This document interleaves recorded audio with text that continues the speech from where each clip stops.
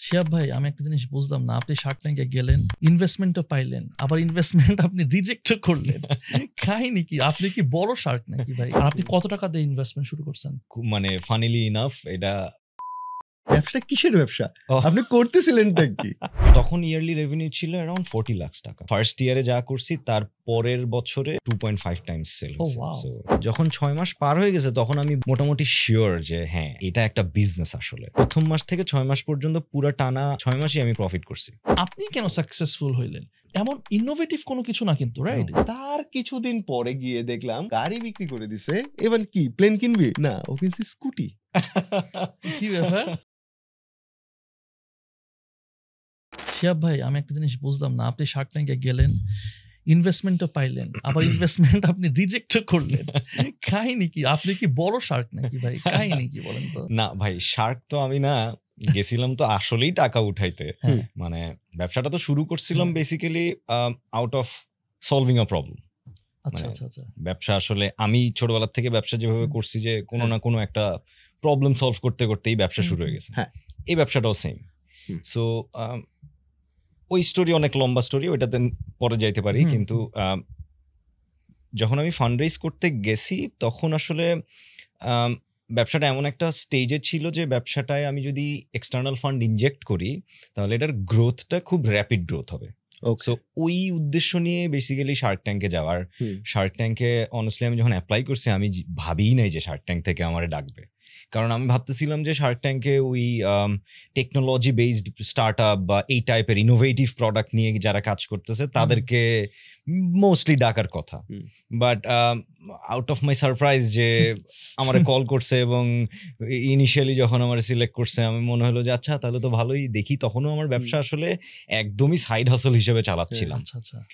চাকরি করতেছিলাম, চাকরির পাশাপাশি সাইড হাসল হিসেবে চলতেছিল,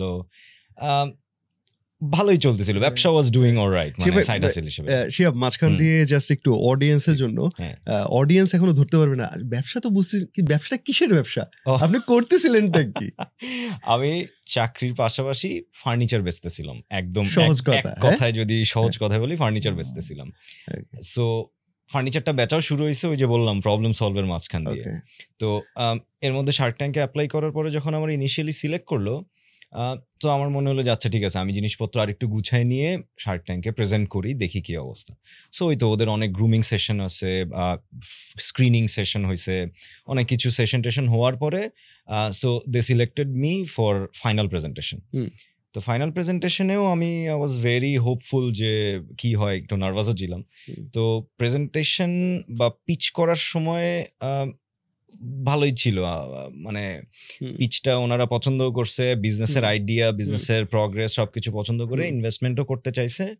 আমিও শোতে এগ্রি করছি, বিকজ শার্ক যারা ছিলেন বেশ ভালো ব্যাকগ্রাউন্ডের এবং তারা রেলেভেন্ট ব্যাকগ্রাউন্ডের ছিল। তো এরপরে যেটা হয়েছে, ধরেন আমি বিজনেসটা বললাম যে শুরু করছি একটা প্রবলেম সলভিং এর মধ্যে দিয়ে। তো শার্কদের সাথে যখন এই শোতে ডিল হয়, এরপরে তো অনেকগুলা ফলো আপ মিটিং হয়, তারপরে ডিউ ডিলিজেন্স হয়, অনেক কিছু প্রসেস হয়। সো আমি ফার্স্ট মিটিংয়েই আমি ওনাদের সাথে যখন মিটিংয়ে বসছি, তো কথা বলার পরে আমার কাছে ইনিশিয়াল যে ইমপ্রেশনটা ছিল যে আমি বেসিক্যালি যেই প্রবলেমটা সলভ করার জন্য বা যেই আইডিয়া নিয়ে যেই ভিশনটা দেখে আমি এই ব্যবসাটা শুরু করছিলাম, ওইটার সাথে ওনাদের যেই পার্সপেক্টিভ থেকে দেখতেছে ব্যবসাটাকে, সেটার অ্যালাইনমেন্টটা ঠিক ছিল না।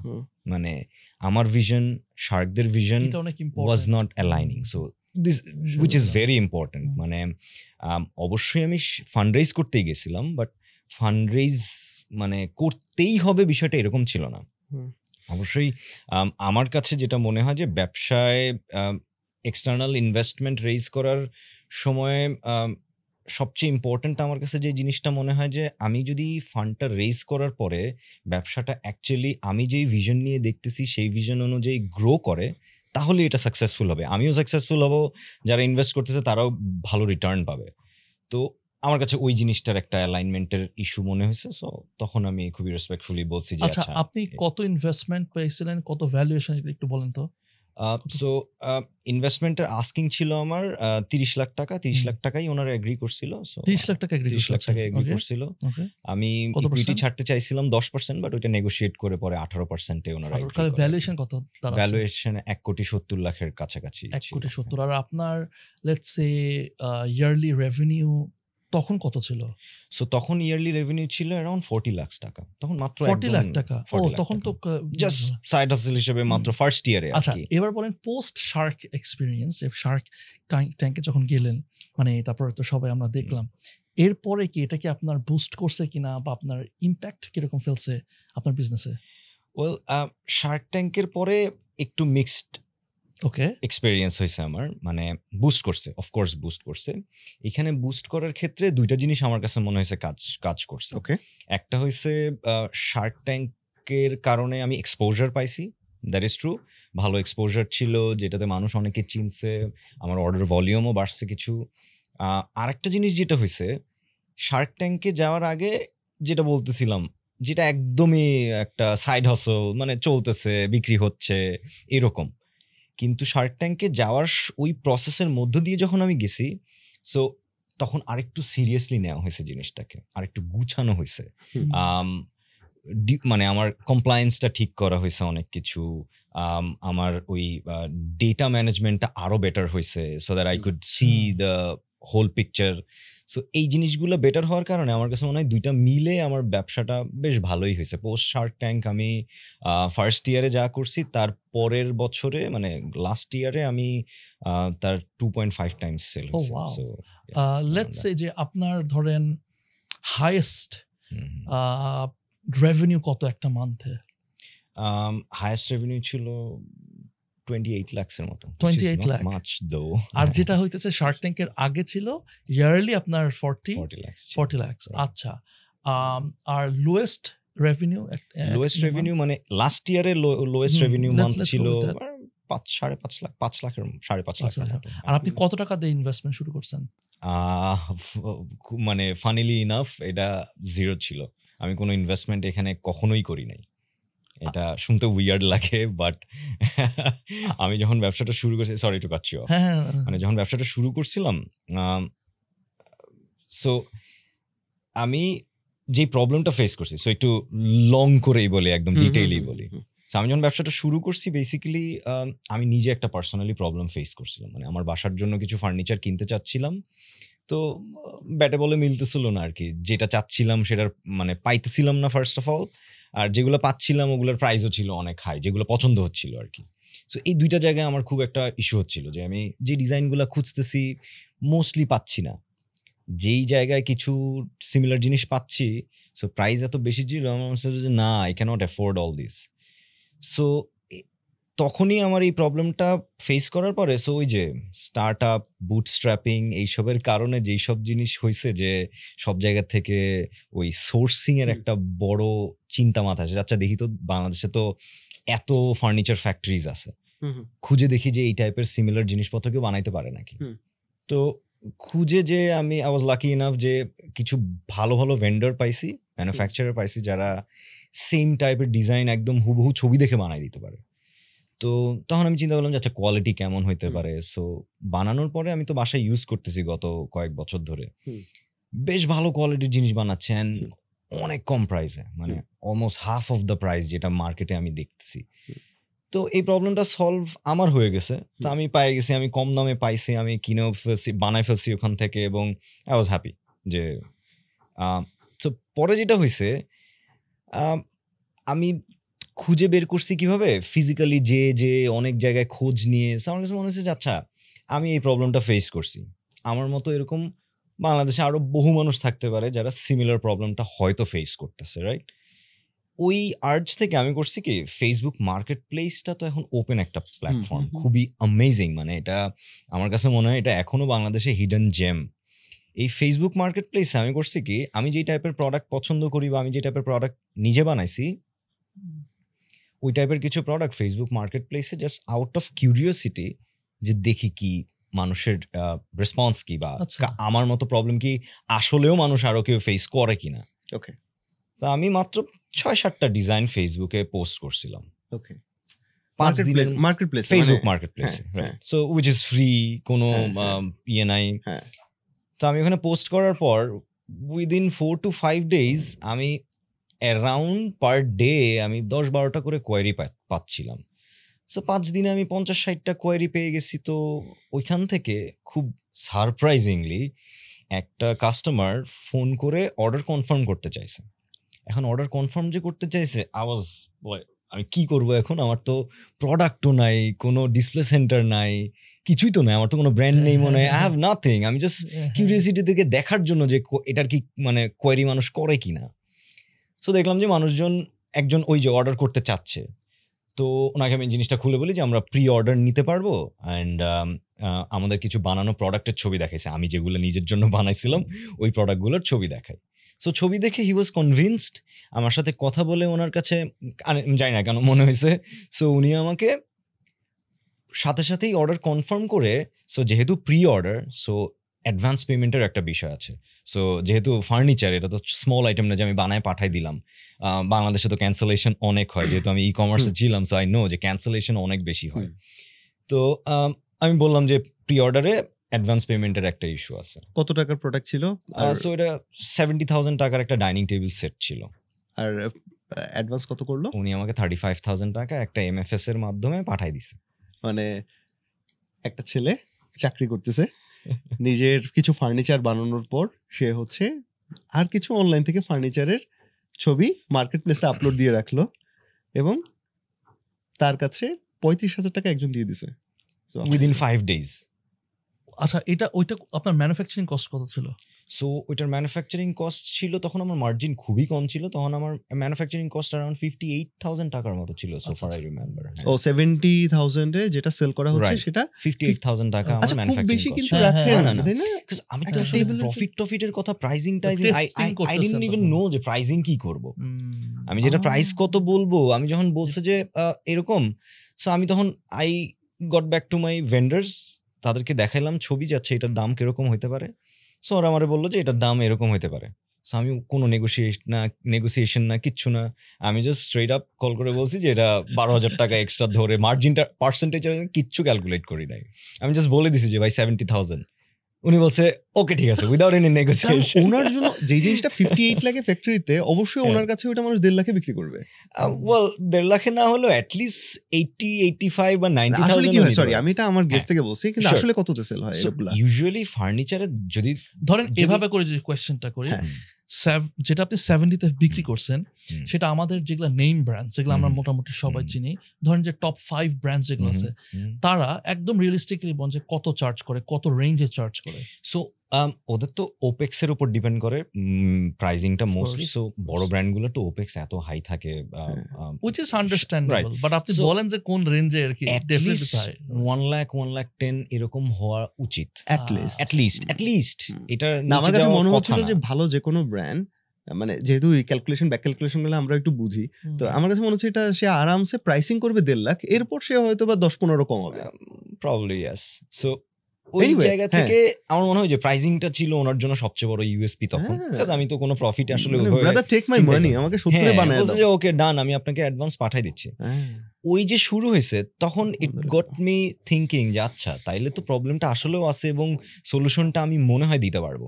সো ওই প্রোডাক্টটা আমার ডেলিভারি করাটা আমার কাছে খুবই চ্যালেঞ্জিং আর এক্সাইটিং ছিল যে আচ্ছা, তখন আমি straight went to my vendors, ওই প্রোডাক্টটা দেখায় মাপটাপ নিয়ে সবকিছু করে ম্যানুফ্যাকচারিং এর কাজটা স্টার্ট করে, ম্যানুফ্যাকচারিংও হয়েছে, ডিউ টাইমে ডেলিভারিও হয়েছে, অ্যান্ড কাস্টমার ওয়াজ হ্যাপি।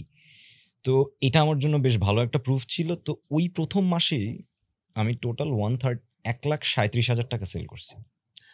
প্রথম মাসেই ওই মার্কেট প্লেস থেকে আমি 1,37,000 টাকা অর্ডার পেয়ে সেল হয়েছে। সো তখন আমার মনে হয়েছে না, থিংস আর সিরিয়াস, এইখানে একটা বড় গ্যাপ মানে ক্রিয়েট হয়েছে।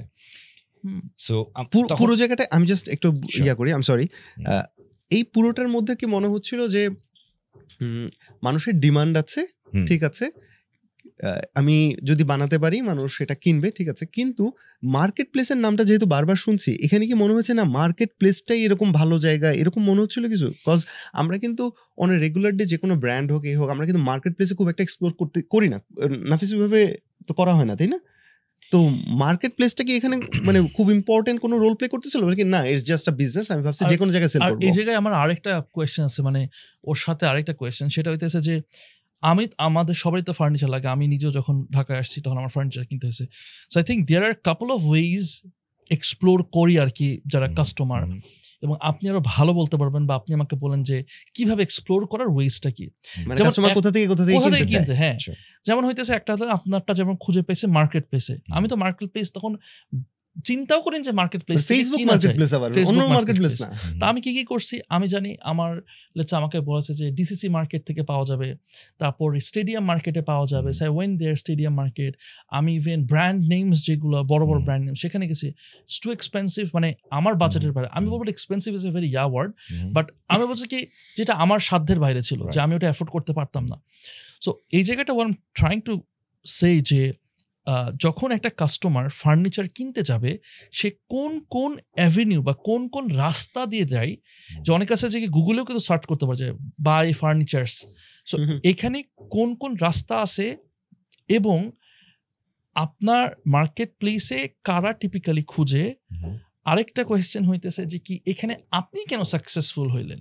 যেমন আমি আর সাজ্জাদ মিলে সেম যে আমরা ভেন্ডার খুঁজলাম, ধরেন আমরা ভেন্ডার খুঁজলাম, এই করলাম, ভেন্ডার টেন্ডার খুঁজ, আপনার মতো সেম আমরা একই কাজ করলাম, ধরেন করতে পারবো তো এখন, রাইট? তো ডেফিনেটলি মানে আমার প্রশ্ন হইতেছে যে কি এখানে মানে what made you so successful, because এটা এমন এমন ইনোভেটিভ কোনো কিছু না কিন্তু, রাইট? যে আপনি একটা ডিজাইন দিচ্ছেন, অর্ডার প্লেস করছে, এটা কি শুধুমাত্র প্রাইস ফ্যাক্টরি ছিল নাকি অন্য কিছু ছিল, নাকি এটা আমরাও ডুপ্লিকেট করতে পারতাম বা যে কেউ ডুপ্লিকেট করতে পারতো? Now that we all know আপনার ট্রিকটা। সো অনেকগুলো কোয়েশ্চেনস। আমি ফার্স্ট সাজ্জাদ যে কোয়েশ্চেনটা করছে যে এটা কি মার্কেট প্লেসে ক্যান এন্ড অল, সো ওই যেটা আমাদের ফার্স্ট যেই কথাটা ডিসকাস করতেছিলাম যে কত টাকা দিয়ে ইনভেস্টমেন্ট নিয়ে স্টার্ট করছি। সো বেসিক্যালি ওই যে আমি যখন ফার্স্ট অ্যাডভান্স পেমেন্টটা পাই, ওটা দিয়ে আমি আমার ভেন্ডারকে অ্যাডভান্স করে দিই, কারণ ভেন্ডারদেরকেও অ্যাডভান্স পেমেন্ট করতে হয় সিন্স আমি নিজে ম্যানুফ্যাকচার করি না। সো ওইখান থেকে আমার শুরু হয়ে গেছে। সো ডেলিভারি যখন করছে তখন আমি বাকি টাকাটা পেমেন্ট পেয়ে গেছি। So I got my first profit without spending any money. So এই যে আমি টাকাটা পাইছি, সো প্রথম মাসে আরও 3টা অর্ডার আমি টোটাল ফুলফিল করছি, ছোট বড় সব মিলায়। সো আমি যখন ওই যে ফার্স্টে যে সেল করা স্টার্ট করছি, এটার পেছনের রিজনটা ছিল যে আমি যে প্রবলেমটা ফেস করছি ওইটা কি আদৌ অন্য কেউ ফেস করতেছে কিনা, এটা এক্সপ্লোর করার জন্য বা এটার সার্ভে করার জন্য আমার কাছে মনে হয়েছে যে ফেসবুক মার্কেট প্লেস একটা খুব ভালো এবং ফ্রি টুল। ফেসবুক মার্কেট প্লেসে অনেক প্রোডাক্ট লিস্টিং থাকে, অনেকেই এটাকে ট্রাস্ট করে, অনেকেই করে না। আমার এক্সপিরিয়েন্স হইতেছে আমি যখন এই ফার্নিচারটা পোস্ট করার পরে যে পরিমাণ রেসপন্স আমি দেখছি ফার্স্ট মান্থেই, তখন আমার মনে হয়েছে যে না, এই সেম প্রোডাক্টগুলার, এই টাইপের প্রোডাক্টগুলার বেশ ভালো একটা মানে কাস্টমার বেজ আছে, যারা ফার্নিচারটা খোঁজার সময় বা মানে রিসার্চ করার সময় মার্কেট প্লেসে মানুষ সার্চ করে। তো ওই যে প্রথম মাসে বললাম 1,37,000 টাকা সেল হয়েছে, তো তখন আমার মনে হয়েছে যে না, মার্কেট প্লেস তো ভালোই একটা এফেক্টিভ টুল বিক্রি করার জন্য, আমার একটা চ্যানেল। অন্য প্ল্যাটফর্মেও সেল করা যায়, তো অন্য কোনো আমি একটা পেজ খুলে সবকিছু ব্র্যান্ডিং করেও এটা করতে পারতাম আমার মনে হয়। বাট ওই যে ফেসবুক মার্কেট প্লেসটা ছিল খুবই ইনস্ট্যান্ট আর একদম ইফিশিয়েন্ট একটা টুল, ইনস্ট্যান্টলি আমি করতে পারছি। তো আমার মনে হয় হ্যাঁ ওইখান থেকে একটা ভালো রেসপন্স পাওয়ার পর থেকেই আমি শুরু করছি আর কি। আচ্ছা শিহাব, আরেকটা জিনিস আমি তোকে, আচ্ছা বাই দ্য ওয়ে, মানে ও বন্ধু তাই তুই বলতেই পারি। হ্যাঁ শিহাব, তুই বলতেছিলি যে এই টাইপের প্রোডাক্টগুলো মার্কেট প্লেসে ভালো হয়। এই টাইপের বলতে তার মানে কি তুই আমাদেরকে এমন কিছু 4-5টা প্রোডাক্টের নাম বলতে পারবি বা ক্যাটাগরি বলতে পারবি যেগুলো কিনা মার্কেট আমি প্রোডাক্টস আর কি আমি বেচার সময় মার্কেট প্লেসটাকে আমি ইউজ করব, মানে আমি বিনা পয়সায় একটা মার্কেটিং এর একটা চ্যানেল পাইলাম। প্লিজ আমাকে কি ওই প্রোডাক্টগুলোর নাম বলা যায় কিনা? শিওর। আমি নিজে যেমন সেল করি ফার্নিচার, ফার্নিচারের বাইরে আমি নিজে এক্সপেরিয়েন্স করে দেখছি জমি, ল্যান্ড শেয়ার, ফ্ল্যাটস, এগুলো প্রচুর মানুষ ফেসবুক মার্কেট প্লেসের মাধ্যমে অ্যাটলিস্ট রিসার্চটা করে। ডিরেক্টলি তো আর কেনা যাবে না, বাট রিসার্চটা মার্কেট প্লেসে প্রচুর হয়। কি হয়? ল্যান্ড শেয়ার মডেল যেগুলো আছে, তারপরে ফ্ল্যাটস, রেডি অ্যাপার্টমেন্টস, এগুলো সব মার্কেট প্লেসে বিশাল বড় একটা মার্কেট, বিশাল বড় একটা কাস্টমার বেস আছে।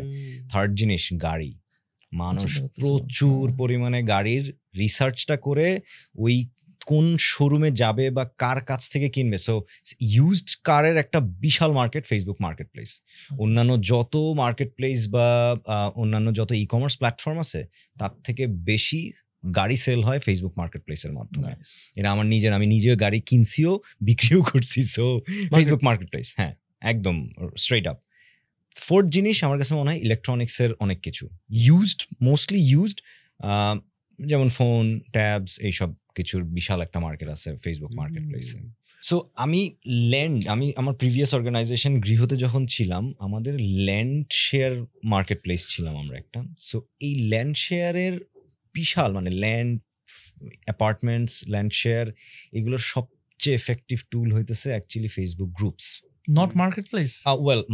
জিনিসটা কিভাবে হয়, মার্কেট প্লেসে লিস্টিংটা আপলোড হয়, ওই লিস্টিংটা গ্রুপে শেয়ার করা হয়। So that's where you get to publish your product. So ফার্স্টে মার্কেট প্লেসে দিব, মার্কেট প্লেসে দিয়ে ওটাকে গ্রুপে ট্যাগ করে দিলে গ্রুপের প্রত্যেকটা গ্রুপে পুরো লিস্টিং এর সব ডিটেইলটা চলে আসে। সো মার্কেট প্লেসে তো লিস্টিং করার সময় অনেক সুন্দর মতো স্ট্রাকচার্ড একটা ওয়েতে আপনি প্রোডাক্টটা লিস্টিং করতেছেন। সো ওই জিনিসটা জাস্ট গ্রুপে ট্যাগ করে দিলে it becomes very easy for the audience, যে আচ্ছা আমি দেখতেছি পুরো ডিটেলটা, এর প্রাইস কি, এটার কয় কাঠা কিয়া, ডিটেল ছবি টবি সব সহ দেখতেছি, রাইট? গ্রুপগুলাতে স্পেসিফিকলি ল্যান্ড এবং ইয়ের ক্ষেত্রে, এই জমি জমার প্রোডাক্টের ক্ষেত্রে গ্রুপগুলো অনেক এফেক্টিভ। গাড়ির ক্ষেত্রেও সেম, গ্রুপগুলোতে অনেক মানুষ ফোরাম হিসেবে মানুষ ইউজ করে যে আমার বাজেট এত টাকা, আমি কোন গাড়িটা কিনতে পারি, কোন, রাইট, এই জিনিসগুলো ডিসকাশনের মাধ্যমে। সো ওইখানে যখন আপনি ডিসকাসও করতেছেন, প্লাস মার্কেট প্লেসের লিস্টিং গুলো আপনার চোখের সামনে আছে, so it becomes easy for you to take a decision, right? So এই ডিসিশন নেওয়াটা খুব ইজি হয়ে যায়। আচ্ছা, দ্যাটস মাই টেক। আর যেমন আমি দেখছি যে কি অনেকে আছে, অনেক গ্রুপস আমি এক্সপ্লোর করে দেখছি যে তারা এরকম মাছ থেকে শুরু করে হোম মেড প্রোডাক্টস অনেক কিছু আছে, কিন্তু মেবি মার্কেট প্লেসে তারা প্লেস করতেছে না, বাট জাস্ট গ্রুপে কিন্তু অনেক উদ্যোক্তা এরকম গ্রুপ আছে, বা হয়তো বা কোনো জেলা ভিত্তিক গ্রুপ আছে, এবং অনেকের কাছ থেকে আমি এটাও শুনেছি যে ওখান থেকে নাকি ভালো সেল হয়। এরকম আমিও শুনছি অনেক। আমি কখনো ট্রাই করিনি because I don't have a product. না আমি ভালো বলতে পারবে না, আলহামদুলিল্লাহ, বিকজ বহুদিন ধরে ই কমার্স এদের সাথে যুক্ত থাকার কারণে I have been seeing such groups. মেয়েদের জন্য তো তাই না, উমেন ই কমার্স, এরকম থেকে শুরু করে এরকম কত গ্রুপস আছে, তাই না? নিজের বলার মতো গল্প, তাদের যে গ্রুপ, তারা এক উদ্যোক্তা আরেক উদ্যোক্তাকে সাপোর্ট করতে থাকে। মধু নিয়ে পার্টিকুলার একটা গ্রুপ থাকবে, আতর নিয়ে একটা গ্রুপ আছে, আলাদা গ্রুপ করতে হবে এন্টারপ্রেনারদের, না? হ্যাঁ, আচ্ছা, আমাদের এই ডিসকাশনের দিকে যাচ্ছে যেদিকে, আমার কাছে খুব জানতে ইচ্ছা করতেছে সেটা হচ্ছে, শিহাব তো 0 টাকা দিয়েই, 0 ইনভেস্টমেন্ট দিয়েই তার ব্যবসাটা আলহামদুলিল্লাহ চালালো, শুরু করলো, এত দূর আসলো। শিহাব কখন টের পাইছে যে এটা একটা ব্যবসা হইতে যাইতেছে? প্রথমে সাইড হাসেল টু এটা আসলে একটা ব্যবসা ভাই, এটা একটা ব্যবসা। কারণ আমরা ইঞ্জিনিয়ারিং পড়ে আসছি হাসানুল্লাহ থেকে ভাই, আমাদের ওই যে কি বলে, একটা জব হবে, একটা ইঞ্জিনিয়ার হবো, খুব ভালো একটা সিইও হয়ে যাব, কিছু একটা করবো, তাই না? So you have been vice president of your previous organization, তাই না? দারাজে, সেবাতে, বড় বড় জায়গা থেকে, আবার লাস্ট অর্গানাইজেশন এরকম বড়। সো ওই জায়গা থেকে না একটা জব ছেড়ে দিয়ে আমি ব্যবসা করব, কোন জায়গায় মনে হয়েছে আমার সাইড হাসেল আসলে ব্যবসা হয়ে গেছে, এইটা আমার খুব জানতে ইচ্ছা করতেছে। আর এরপরে আমি একদম একটা রোড ম্যাপ দেখতে চাই আমাদের অডিয়েন্সের জন্য, যে মানুষটা এরকম চাকরি করতেছে সেও একটা ব্যবসায় নামবে, বা পাশাপাশি চাকরির পাশাপাশি ও তিনি ব্যবসা দাঁড় করাবে, সাইড হাসেলকে ব্যবসা দাঁড় করাবে। অথবা যে বলতেছে আমার কাছে কোনো ইনভেস্টমেন্ট নাই, আমি কি করব, I need a clear road map. তার আগে শিহাব কখন বুঝতে পারছে এটা হয় একটা ব্যবসা হতে যাচ্ছে? এটা খুব ইন্টারেস্টিং একটা বিষয়। আমি যখন এই মার্কেট প্লেস থেকে আমি সেল করা শুরু করে দিলাম, মার্কেট প্লেস থেকে আমি ফার্নিচার বিক্রি করা শুরু করে দিলাম ফার্স্ট মান্থেই। সো ফার্স্ট মান্থে বিক্রি করার পরে আমার সবচেয়ে বড় চ্যালেঞ্জ যেটা ফেস করছি, যে আমি তো ওই যে অনলাইন ই কমার্স এগুলোতেই কাজ করছি সবসময়। সো আইডিয়াটা বা প্ল্যানটা ওভাবে মাথায় ছিল যে অনলাইনেই হয়তো ফার্নিচার বিক্রি করব, বাট স্টার্ট করে প্রথম মাস যাওয়ার পরে আমি মোটামুটি বুঝতে পারছি যে বেসিক্যালি ফার্নিচার কখনো অনলাইনে পুরোপুরি যাওয়া যাবে না। বাংলাদেশ এখনো আমার মনে হয় রেডি না এখনো। ওয়াই? কাজ আমার এখন 95% কাস্টমার ফিজিক্যাল স্টোরে এসে প্রোডাক্ট দেখে তারপরে অর্ডারটা প্লেস করে। তো ফার্স্ট মান্থেই আমার এটা রিয়েলাইজেশন যে আমি যদি ফিজিক্যাল কোনো প্রেজেন্স না আসে আমি এটাকে আর ফার্দার সেল করতে পারবো কিনা আই এম নট শিওর। আচ্ছা, এটা কেন কেন কেন কারণ হচ্ছে মানুষ ওই এক্সপেরিয়েন্সটা চায় নাকি বিলিভ করতে চায়, মানে কি চায়? So bit of both. এক হচ্ছে ট্রাস্টটা করা, দুই হচ্ছে আমি যেই প্রোডাক্টগুলা বানাচ্ছি বা যেই ডিজাইনগুলো আমি আসলে কাস্টমারদেরকে দেখাচ্ছি ওগুলা একে তো খুব বেশি জায়গায় অ্যাভেলেবল না ঢাকায়, সেকেন্ড হইতেছে সামনাসামনি কখনো এরা দেখে কাস্টমাররা এটা ফিজিক্যালি এক্সপেরিয়েন্স করে না যে এটা দেখতে কেমন, কেমন। আর আরেকটা জিনিস হচ্ছে যে আমি অ্যাকচুয়ালি যে এরকম জিনিস বানাতে পারি সেটার একটা ভরসা পাওয়ারও একটা জায়গা আছে, কারণ সিন্স এটা প্রি অর্ডার, রেডি প্রোডাক্ট হতো দেখে এসে নিয়ে যেত বা আমি ক্যাশ অন ডেলিভারিতে পাঠাই দিতাম, সেটা আলাদা হিসাব। বাট যেহেতু প্রি অর্ডার, সো ফিজিক্যালি এসে আমাকেও দেখতে চায়, আমার প্রোডাক্টও দেখতে চায়, প্রোডাক্টের কোয়ালিটিটাও চেক করতে চায়। So these are very important part, যেটা আমার কাছে মনে হয়েছে যে এই প্রবলেমগুলো সলভ না করলে আমি মানে ওই একটা দুইটা এটা যেই প্রথম কয়টা সেল করছি এটা ফ্লুক হিসেবেই থেকে যাবে, পরে আর আমি সেল করতে পারবো না। সো আমি সেকেন্ড মান্থেই যেটা করছি একটা ছোট্ট ডিসপ্লে সেন্টার, মানে 120 স্কোয়ার ফিটের মতো একটা ডিসপ্লে সেন্টার নিয়ে নিছিলাম। যেই ফ্যাক্টরিগুলোতে আমি বানাতাম তার আশেপাশেই একটা খুবই মানে একদম অজপাড়াগা টাইপের একটা জায়গায় আমি একটা ছোট ডিসপ্লে সেন্টার নিয়ে ফেলছিলাম। সো ওই যে ডিসপ্লে সেন্টারটা নিছি ওইটা সেকেন্ড মান্থে আমার মনে হচ্ছিল যে হ্যাঁ, কারণ ওই যে প্রথম মাসে যখন সেল হওয়ার পরে আমি এটা খুব ভালো মতো রিসার্চ করছি যে আচ্ছা মার্কেটটা কি, প্রবলেমসগুলো কি কি সলিউশন হইতে পারে। সো এক মাসেই আমার মনে হয় আমি অ্যারাউন্ড 300-400 কাস্টমারের সাথে আমি কথা বলে ফেলছি। কথা বলে বলতে ওই যে কোয়ারিজ, মানুষজন কোয়ারি করতেছে মার্কেট প্লেসে, আমি 300-400 কাস্টমারের সাথে কথা বলে অনেক কিছু রিয়েলাইজ করছি। তখন আমি আরো ডিপ ডাইভ করে যখন রিসার্চ করছি অনেকগুলো প্রবলেমস আমার কাছে মনে হয়েছে যে আছে, যে আমি যেই প্রবলেমটা ফেস করি এর থেকেও অনেক বড় বড় কিছু প্রবলেম এক্সিস্ট করে। যদিও ফার্নিচার ইন্ডাস্ট্রি একটা এস্টাবলিশ ইন্ডাস্ট্রি অলরেডি বাংলাদেশে, যেখানে আসলে ডিসরাপ্ট করার মতো বা পেনিট্রেট করে ঠাস করে ঢুকে যাওয়ার মতো সবাই চিন্তা নাও করতে পারে। বাট আমি ওই যে ওইটার কারণেই মানে ফিজিক্যাল স্টোরটা নিয়ে নেই যে আচ্ছা সেল করি। ফিজিক্যাল স্টোরটা নেয়ার পরে আমার কাছে মনে হয়েছে যে আচ্ছা things are a bit serious now. যদিও আমি সাইড হাসেল হিসেবে একদম ছোট করেই মাসে 5টা-6টা করে অর্ডারই পাচ্ছিলাম, সেল করতেছিলাম, বাট এভরি মান্থ সেল হচ্ছিল। যখন 6 মাস পার হয়ে গেছে তখন আমি মানে মোটামুটি শিওর যে হ্যাঁ এটা একটা বিজনেস আসলে। কারণ 6 মাস, প্রথম মাস থেকে 6 মাস পর্যন্ত পুরো টানা 6 মাসই আমি প্রফিট করছি। So without spending any money আমি যে ফিজিক্যাল স্টোরটা নিছি ওইটাও কিন্তু ফার্স্ট মান্থের প্রফিটের টাকা দিয়েই অ্যাডভান্স করছি। ওইখান থেকেই আমি ডিসপ্লে সেন্টারের কিছু ইনভেন্টরিও বানাইছি। ওখানে লোকও রাখা হয়েছিল, মানে একটা হ্যাঁ সেলসম্যান হিসেবে একজনও ছিল। দেখেন আপনি যে কাজটা করছেন মার্কেট প্লেসে, আপনি ছাড়লেন 70,000 টাকার একটা অর্ডার নিলেন, বাট ভাই আমার প্রশ্ন হচ্ছে যে এই কাজটা তো যে কেউই করতে পারতো না। আপনার তো আগের ওইভাবে এক্সপিরিয়েন্স ছিল না ফার্নিচারে। আমিও করতে পারতাম, সাজ্জাদেরও করতে পারতো, আমাদের সিনেমাটোগ্রাফার ভাইও করতে পারতো, কিন্তু আপনি করলেন 70 কি আপনি কোট করছেন। সো লেটস সে আমি 65 আমি বললাম যে ভাই আমি 65 সেম জিনিস দিয়ে দিব, কথার কথা। তো আমার কথা হইতেছে আপনি ওইখানে কেন সাকসেসফুল হইলেন, কিভাবে সাকসেসফুল হইলেন? মানে আপনাকে কি ডুপ্লিকেট করার মতো তো মানুষের অভাব নাই, এখন অনেকেই এটা করবে, রাইট? এখানে জানার পর অনেকেই করবে। সো এটা কেন কিভাবে আপনি এখানে প্রিভেন্ট করবেন? আর ইউএসপি বা এই যে বলেন যে ভ্যালিউর যে জায়গাটা, এটা কি শুধুই পেইন পয়েন্টটা কি শুধুই প্রাইস যদি হয় তাহলে আপনি 70K চার্জ করলেন, আমি চার্জ করবো 65, ও চার্জ করবে হচ্ছে 60। আমাদের সিনেমাটোগ্রাফার ভাই বলবে দরকারই নেই আমার লাভ করার, আমার জাস্ট নাম উঠানোর জন্য আমার 58K আমার কস্টিং, আমি ওটাই দিব জান। এখন আপনি কেমনে কম্পিট করবেন? Good question. ফার্স্ট আমার যেটা মনে হয় ফার্নিচার ইন্ডাস্ট্রিটা মোটামুটি $2.5 বিলিয়ন বড় মার্কেট বাংলাদেশে এই মুহূর্তে। এটার মধ্যে মাত্র 30-35% হইতেছে অর্গানাইজড মার্কেট, বাকি 65%-এরও বড় মার্কেট কিন্তু আনঅর্গানাইজড। পুরোটাই আনঅর্গানাইজড। সো এখানে মার্কেটে এন্ট্রি ব্যারিয়ার কিন্তু নাই, যে কেউ ঢুকতে পারবে, আপনিও ঢুকতে পারবেন, সাজ্জাদও ঢুকতে পারবে, যে কেউ।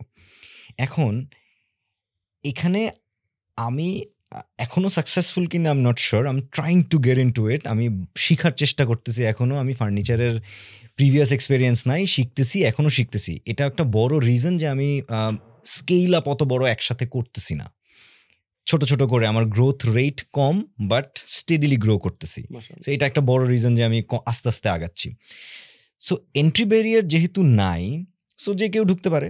সো ফার্নিচার বিজনেসটা বাংলাদেশে এখনো এটাকে একটা ডার্টি বিজনেস হিসেবে দেখা হয়, রাইট? ডার্টি বিজনেস এই জন্য বলতেছি, বা এই যে 65% আনঅর্গানাইজড মার্কেট, এই মার্কেটের সবচেয়ে বড় চ্যালেঞ্জ আমার কাছে মনে হয় কোয়ালিটি। কেন? কারণ এদের তো এই 65%-এর মধ্যে অনেক ভালো ভেন্ডার আছে, অনেক ভালো ম্যানুফ্যাকচারার আছে, আবার একদম মানে এত বাজে ম্যানুফ্যাকচারার বা এত বাজে ভেন্ডার আছে যে আপনার পুরো এক্সপিরিয়েন্সটাই খারাপ করে দিবে। বাংলাদেশে এই মুহূর্তে মিডল অ্যান্ড অ্যাফ্লুয়েন্ট ক্লাসের সংখ্যা এভরি ইয়ার 10% করে বাড়তেছে। সো ফার্নিচার একটা ইউটিলিটি থেকে এটা আস্তে আস্তে একটা লাইফস্টাইল প্রোডাক্টে পরিণত হইতেছে, রাইট? ওকে। সো এটার এক্সাম্পল হিসেবে যদি বলি, 10 বছর বা 15 বছর আগেও ফার্নিচার বাসায় যখন কেনা হইতো, ডিসিশন মেকার কিন্তু আমি কখনো আমার বাসায় অ্যাটলিস্ট আমি দেখি নাই যে আমি বা আমার বড় ভাইরা কেউ এই ব্যাপারে কেউ নাক গলাইছে বা কোনো ব্যাপারে ফার্নিচার কেনার ক্ষেত্রে কোনো একটা ডিসিশনে ইনফ্লুয়েন্সার ছিল। বাবা মা যা চিন্তা করছে ওভাবেই ফার্নিচার কিনছে, রাইট? আমি ছোটবেলায় তাই দেখছি। বাট এখন আমি এই বিজনেসে যখন ঢোকার পরে আমি যেটা দেখতেছি যে এইটার ডিসিশন মেকাররা অনেক বড় একটা শিফট হয়েছে। আমাদের ডিসপ্লে সেন্টারে যখন কাস্টমাররা আসে ফিজিক্যালি দেখতে, কমিউনিকেটটা করে লিডটা অ্যাকচুয়ালি আসে হচ্ছে ওই ফ্যামিলির ছেলে বা মেয়ে, বাবা মাকে সাথে নিয়ে আসে, বাবা মা শুধু জাস্ট পেমেন্টটা করে। So this is an amazing মানে এক্সপিরিয়েন্স আমার জন্য, যে ডিসিশন মেকাররা বেসিক্যালি এখন ওই 25 to 35 ইয়ার্স ওল্ডের ছেলে মেয়েরা। বাবা মা শুধু এসে বলতেছে আচ্ছা এই কালারটা না নিয়ে এইটা নাও, এইটা না নিয়ে ওইটা নাও। সো ওই যে সেগুন কাঠ দিয়ে বানাবো আর 40 বছর ইউজ করব, সেই চিন্তাটা থেকে আস্তে আস্তে বেরোয় আসতেছে মানুষজন। সো এখন বাবা মারা যেহেতু চিন্তা করতো সেগুন কাঠের যারা ভেন্ডর তার কাছে যে বানায় ফেলবো, ওই জায়গাটা থেকে যে চেঞ্জ হইতেছে। সো যারা এখন ডিসিশন মেকার তারা ওই সেগুন কাঠের যারা ভেন্ডর তাদের সাথে কথা বলেই কমফোর্টেবল না at the first place. So এই যে বলতেছি ডার্টি বিজনেস, এই ডার্টি বিজনেসের হওয়ার কারণে এবং বোরিং বিজনেস, রাইট? বাংলাদেশের furniture industry is a boring and dirty business. এইটা একটা বড় কারণ যে এডুকেটেড মানুষজন এই বিজনেসে ঢুকতেছে কম। সো এইটা আমার কাছে বড় একটা, এটা আমি কেন বলতেছি, হাউ আমি গত 2 বছর 2.5 বছর হয়ে যাইতেছে আমি অলমোস্ট 55,000 কোয়েরিজ নিজে হ্যান্ডেল করছি, জাস্ট টু নো যে কাস্টমার কি চায়, কেন চায়, কি বলতে চায়।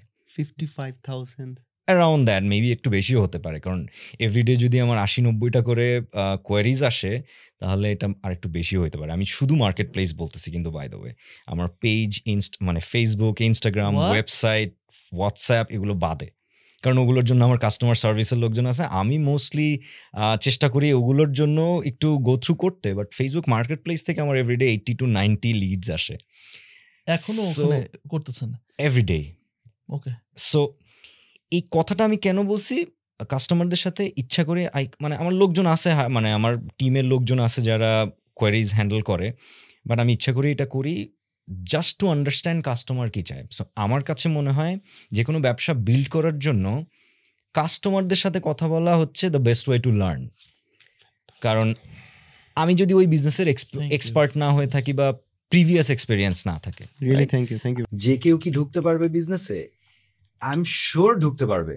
আমি মানে ওয়েলকাম করি যে এডুকেটেড মানুষের এই বিজনেসে আসা উচিত, অবশ্যই মার্কেট পেনিট্রেটও করতে পারবে। বাট ওই যে কোনো, আমার কাছে মনে হয় বাংলাদেশের যে কোনো এক্সিস্টিং বিজনেসেই যে কেউ ঢুকতে পারবে। সব বিজনেসেরই কোনো না কোনো শর্টকামিংস আছে। ওই শর্টকামিং গুলাকে অ্যাড্রেস করে যদি কোনো একটা ব্র্যান্ড বানানো যায়, আই এম শিওর ওই ব্র্যান্ড কোনো না কোনো ওয়েতে সেই বিজনেস আগাবেই। এবং এই জায়গাটা আপনি দেখেন আমাদের কতগুলো ব্র্যান্ডস, আমরা যে বলি না যে যেমন আনঅর্গানাইজড মার্কেটের কথা বলতেছি, মানে কত স্টার্টআপস এখন ভালো ভালো করতেছে। আই ফার্মার বলেন, শপআপ বলেন, লট অফ ব্র্যান্ডস, আমি জাস্ট কয়েকটা নাম বললাম, দের আর লট অফ ব্র্যান্ডস। যেমন ধরেন যে ইন্ডিয়াতে যে লেন্সকার্ট, আই বিলিভ লেন্সকার্ট, ওই কিন্তু আনঅর্গানাইজ মার্কেটেই ঢুকছে, খেয়াল করে দেখেন। তা আমার কাছে মনে হয় যে এই যে আমরা কোয়েশ্চেনটা এইভাবে যে বললাম যে হ্যাঁ আপনি তো একটু কর্পোরেটি গাই, রাইট, আপনি কেন এখানে ঢুকলেন? বাট আমরা কিন্তু অনেক এপিসোডস করছি যারা হইতেছে কর্পোরেটি গাই বা এডুকেটেড মানুষজন, হয়তো দেশের বাইরেও পড়াশোনা করছে, কিন্তু যখন সে আনঅর্গানাইজ মার্কেটে ঢুকছে তখন ওটা একটা মানে আছে না, হ্যাঁ ডিসরাপ্ট তো করছেই, তার থেকে বড় হচ্ছে যে কাস্টমার আরো ভ্যালু পাচ্ছে এবং সে ভালোও করতেছে। তার মানে বলার উদ্দেশ্যটা এইটাই যে তার মানে আমাদের একটা অপরচুনিটি আছে, যেটা দেশে যারা এডুকেটেড মানুষজন, যারা এগুলো চিন্তা করে আরও রিসার্চ করে, যে আপনি যেরকম করতেছেন, আনঅর্গানাইজ মার্কেটে একটা ভালো এটা একটা গ্যাপ আছে যেটা পূরণ করা সম্ভব।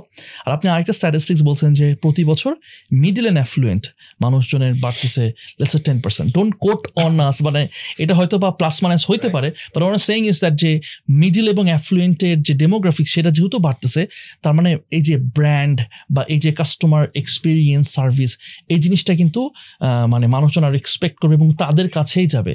যেমন আমি একটা কোয়েশ্চেন এর আগে করতে চাইছিলাম যে যেমন আমি ডিসিসি মার্কেটে গিয়ে কিনছি, বুঝছেন, আমি ডিসিসি মার্কেটে যেও কিনছি, আমি আবার স্টেডিয়াম মার্কেটে যেয়ে কিনছি। সো স্টেডিয়াম মার্কেটের ফার্নিচারের দাম কম, রাইট, আর ডিসিসি মার্কেটের দাম একটু বেশি, বাট ডিসিসি মার্কেটের আমি ফার্নিচারসগুলো দেখছি ওগুলো একটু বেটার।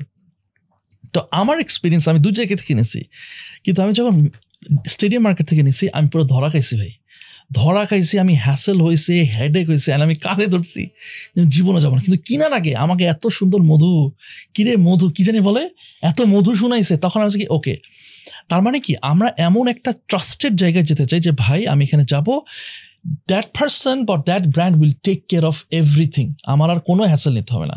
প্রবলি এই কাজগুলোই করার কারণে হয়তো আপনি ভালো করতেছেন আমার ধারণা। হতে পারে অবশ্যই। ওই যে যখন মানুষের ইকোনমিক্যালি গ্রোথ হয় তখন মানুষের স্পেন্ডিং পাওয়ার বাড়ে, আর স্পেন্ডিং পাওয়ার বাড়ার সাথে সাথে কিন্তু মানুষ আগের যে প্রিভিয়াস স্টেটে যেই এক্সপিরিয়েন্সটা পেত সেটা থেকে একটু বেটার এক্সপিরিয়েন্স এক্সপেক্ট করে, প্রোডাক্টের quality wise, customer service wise, after sales সার্ভিসের দিক থেকে, সব দিক থেকে এক্সপেকটেশনও বেড়ে গেল, কারণ আমি স্পেন্ড করতেছি বেশি, আমি তো পাইতেও চাবো বেশি। একটা জিনিস এখানে একটু বলি যে শিহাবকে যেহেতু একদম মানে অনেক আগে ছোটবেলা থেকে চিনি, ওর মানি ম্যানেজমেন্ট, ওর টাকা পয়সার আন্ডারস্ট্যান্ডিং, এটা সবসময় আমাদেরকে অ্যামেজ করছে। খুব অল্প বয়সেই মানে ও ব্যবসা শুরু করা বা চাকরি জব করা, এগুলো ওকে সবসময় দেখছি। আমি যেই জন্য আমি কথাটা বলতেছি সেটা হচ্ছে আমরা যখন ভার্সিটিতে পড়লাম, মানে একসাথেই ভার্সিটিতে পড়ছি, আমরা বের হইলাম, আমাদের মধ্যে সবচেয়ে আগে মনে হয় ও গাড়ি কিনলো, একদম ইয়াং একটা ছেলে। এই যে সবার মধ্যে কিনা জানি না, বাট আমি যখন 25 ইয়ার্স ওল্ড আমার ফার্স্ট গাড়ি কিনছি আর কি। ফার্স্ট গাড়ি 25-এ ও ফার্স্ট গাড়িটা নিল। আমরা দেখতেছিলাম, মানে একটা হচ্ছে বাবা মা থেকে পাইছি, ওটা আর একটা ডিফারেন্ট জিনিস। একটা হচ্ছে ভাই না আমি বড় হয়ে নিজে কিনলাম একটা, হ্যাঁ। তো 25-এ ও গাড়ি নিল, আমরা এন্ড উই ওয়্যার লাইক আলহামদুলিল্লাহ, লেটস ডু ইট ম্যান, আমরা আমাদের ভালো কিছু। কয়েকদিন পরে দেখলাম ও ওইটা বিক্রি করে আরো দামি গাড়ি কিনলো। ওয়াও, তার মানে অনেক ভালো গ্রোথ আসতেছে। তার কিছুদিন পরে গিয়ে দেখলাম ও গাড়ি বিক্রি করে দিছে। এবার কি প্লেন কিনবি না, ও কিনছে স্কুটি। কি ব্যাপার ভাই, মানে এক্স্যাক্টলি, মানে একটু কেমন লাগে না, মনে হয় তার মনে মনে অবস্থা খারাপ, তখন সে অ্যাকচুয়াল ব্যবসায়ী হয়েছে। ওর সাথে এক্স্যাক্টলি সাইকোলজিটা কি, টাকা পয়সার আন্ডারস্ট্যান্ডিংটা কি। আর যেভাবে আমি তোকে চিনি সেটা হচ্ছে আমি খুব ভালোভাবে বুঝি যে প্রত্যেকটা ডিসিশন তো খুব বুঝে শুনে নিচ্ছিস। সো আসলে হচ্ছে কি, টাকা পয়সার আন্ডারস্ট্যান্ডিংটা কি তোর? আমি যখন ফার্স্ট গাড়ি কিনছি আমার স্যালারি কিন্তু খুব কম ছিল, মানে আমি তখন অত বেশি টাকা কামাইতাম না, আমার স্যালারি প্রবাবলি 35,000 টাকা ছিল মাত্র। সো আমার মতো আমার বন্ধু বান্ধব আরো অনেকেই সেম ইনকাম করতেছিল, প্রবাবলি আপনার থেকে সাজ্জাদ আরো বেশি কামাইতো, তাই না? হ্যাঁ, ও তো অন্য লেভেলের। ওর স্যালারি আমি যখন প্রথম শুনছি আমি হার্ট অ্যাটাক করছিলাম। আগা সো আমার যেটা মনে হয়েছে যে আমি খুব সেকেন্ড হ্যান্ড একটা গাড়ি কিনছিলাম। কত দাম ছিল এটা বলা যাবে? 5 লাখ টাকা দিয়ে কিনছি। 5 লাখ টাকা দিয়ে 2017 কিনছিলাম না? হ্যাঁ ভাই, আমি ওর চেয়ে অনেক বেশি কামাইতাম, আমি 5 লাখ জমাইতে পারি নাই। কিন্তু না, আমি পুরো টাকা জমায়ে কিনি নাই তো, আমি একটু মানে একটু স্ট্র্যাটেজিক্যালি একটু You were amazing when it comes money management. Anyway, please, আমি আর থামাবো না। মাশাআল্লাহ, মাশাআল্লাহ। মানে আমি এখানে বুঝাতে চাচ্ছি এটা ওনার থেকে ও বেশি কামাইতো, বাট কেন মানে মানি ম্যানেজমেন্ট ইজ মানে wow thing. I want our audience to learn it, ভাই। না, বেসিক্যালি গাড়ি কিনা কোনো সাকসেসের প্যারামিটার না। না, তা ঠিক আছে, Absolutely তা না। ঠিক আছে। কিন্তু ওই যে মিডল ক্লাস ফ্যামিলি থেকে আসছি, আমার বাবার গাড়ি ছিল না, আমার একটা গাড়ি কেনার ইচ্ছা হয়েছিল। বেসিক্যালি গাড়ি কেনার একটা ছোট্ট স্টোরিও আছে, if you allow me. Please please please. অফিসে যাওয়া আসা নিয়ে খুব প্যারা হইতো। ইউ রিমেম্বার আমাদের বাসা থেকে, আমরা একই এলাকার, সো উই ক্যান রিলেট। আমরা বাসা থেকে অফিসে যাওয়া, বনানীতে আমার অফিস ছিল, দারাজে তখন চাকরি করি। সো বনানী পর্যন্ত যাওয়া একটা হ্যাসেল ছিল, কারণ বাস পাওয়া যেত না, আর তখন কোনো উবার পাঠাও এগুলো কিছু তেমন ছিল কি ছিল না মনে হয়। সো বাসায় আমি আব্বুকে বলছিলাম যে আব্বু আমার একটা বাইক কিনে দাও। তো কিনে দাও না, আমি বলছিলাম যে আব্বু একটা বাইক কিনি। আমি কিছু টাকা জমাইছিলাম, খুব বেশি না, অল্প কিছু টাকা জমাইছিলাম। তো তখন আব্বু বলছে বাইক কেন কিনবি, তুই কি বাচ্চা ছেলে নাকি, চাকরি টাকরি করিস, এখন বাইক কিনে কি করবি, আর বাইকে তো অনেক অ্যাক্সিডেন্ট হয়, বাইক টাইক পছন্দ না, বাইক কিনা দরকার নাই। তো আমারও যে বাইক খুব বেশি পছন্দ ছিল তাও না, কিন্তু ওই যে যাওয়া আসার হ্যাসেলের কারণে আর কি ভাবতেছিলাম। তখন আব্বু বলতেছিল যে পারলে একটা গাড়ি কিনে ফেল। তা আমি তখন বললাম যে আচ্ছা ঠিক আছে, ভালো কথা, দেখি তো গাড়ি একটু এক্সপ্লোর করি। এক্সপ্লোর করে দেখলাম 4-5 লাখ টাকা গাড়ি পাওয়া যায়। তো আব্বুকে বললাম আব্বু গাড়ি তো আছে, কিন্তু 5 লাখ টাকা দাম, আমার কাছে তো পুরো টাকা নাই। তো আব্বু বলছে আচ্ছা ঠিক আছে, আমার কাছ থেকেও কিছু নিস। সো ওই আর কি, আমি কিছু দিছি, আব্বু কিছু দিয়ে আমি জাস্ট গাড়িটা তখন কিনছি। এটা ইট ওয়াজ নাথিং। না, আমরা তো দেখতেছিলাম এদিকে গাড়ি, তারপরে আবার সামনে গাড়ি গেলি, কিন্তু আমাদের চিন্তা হচ্ছে যে তারপর গাড়ি থেকে স্কুটিতে নামলি কেন ভাই, মানে কি হইতেছে, ঘটনা কি? স্কুটিতে নামার বড় রিজন ছিল মানে ওই যে পার্কওয়ে ফার্নিচার যখন শুরু করে ফেলছি, যখন এটাকে ওই ব্র্যান্ড নাম টাম দিয়ে ফেলছি এবং অর্ডারস, ভালো অ্যামাউন্টের অর্ডার আসা শুরু হয়েছে, তখন আমার সবচেয়ে বড় চ্যালেঞ্জটা হয়তো আমি অফিসের নিচে গাড়িটা পার্ক করে আমার প্রতিদিন আবার ওই লাঞ্চ ব্রেকে, আমি আমার অফিসের লাঞ্চ ব্রেকে মাঝে মাঝে ফ্যাক্টরিতে দৌড়াতে হতো। সো আমি ওই লাঞ্চে যে 1-1.5 ঘন্টা লাঞ্চ ব্রেক থাকতো, ওই ব্রেকটা আমি কাজে লাগাতাম ফ্যাক্টরিতে যাওয়া। আপনি যখন কাজ করতেছিলেন মানে চাকরি করতেছিলাম, ওনারা কি জানতো আপনি বিজনেস করেন? আমার দে ওয়্যার এভার চেয়ারম্যান জানতো, রাইট?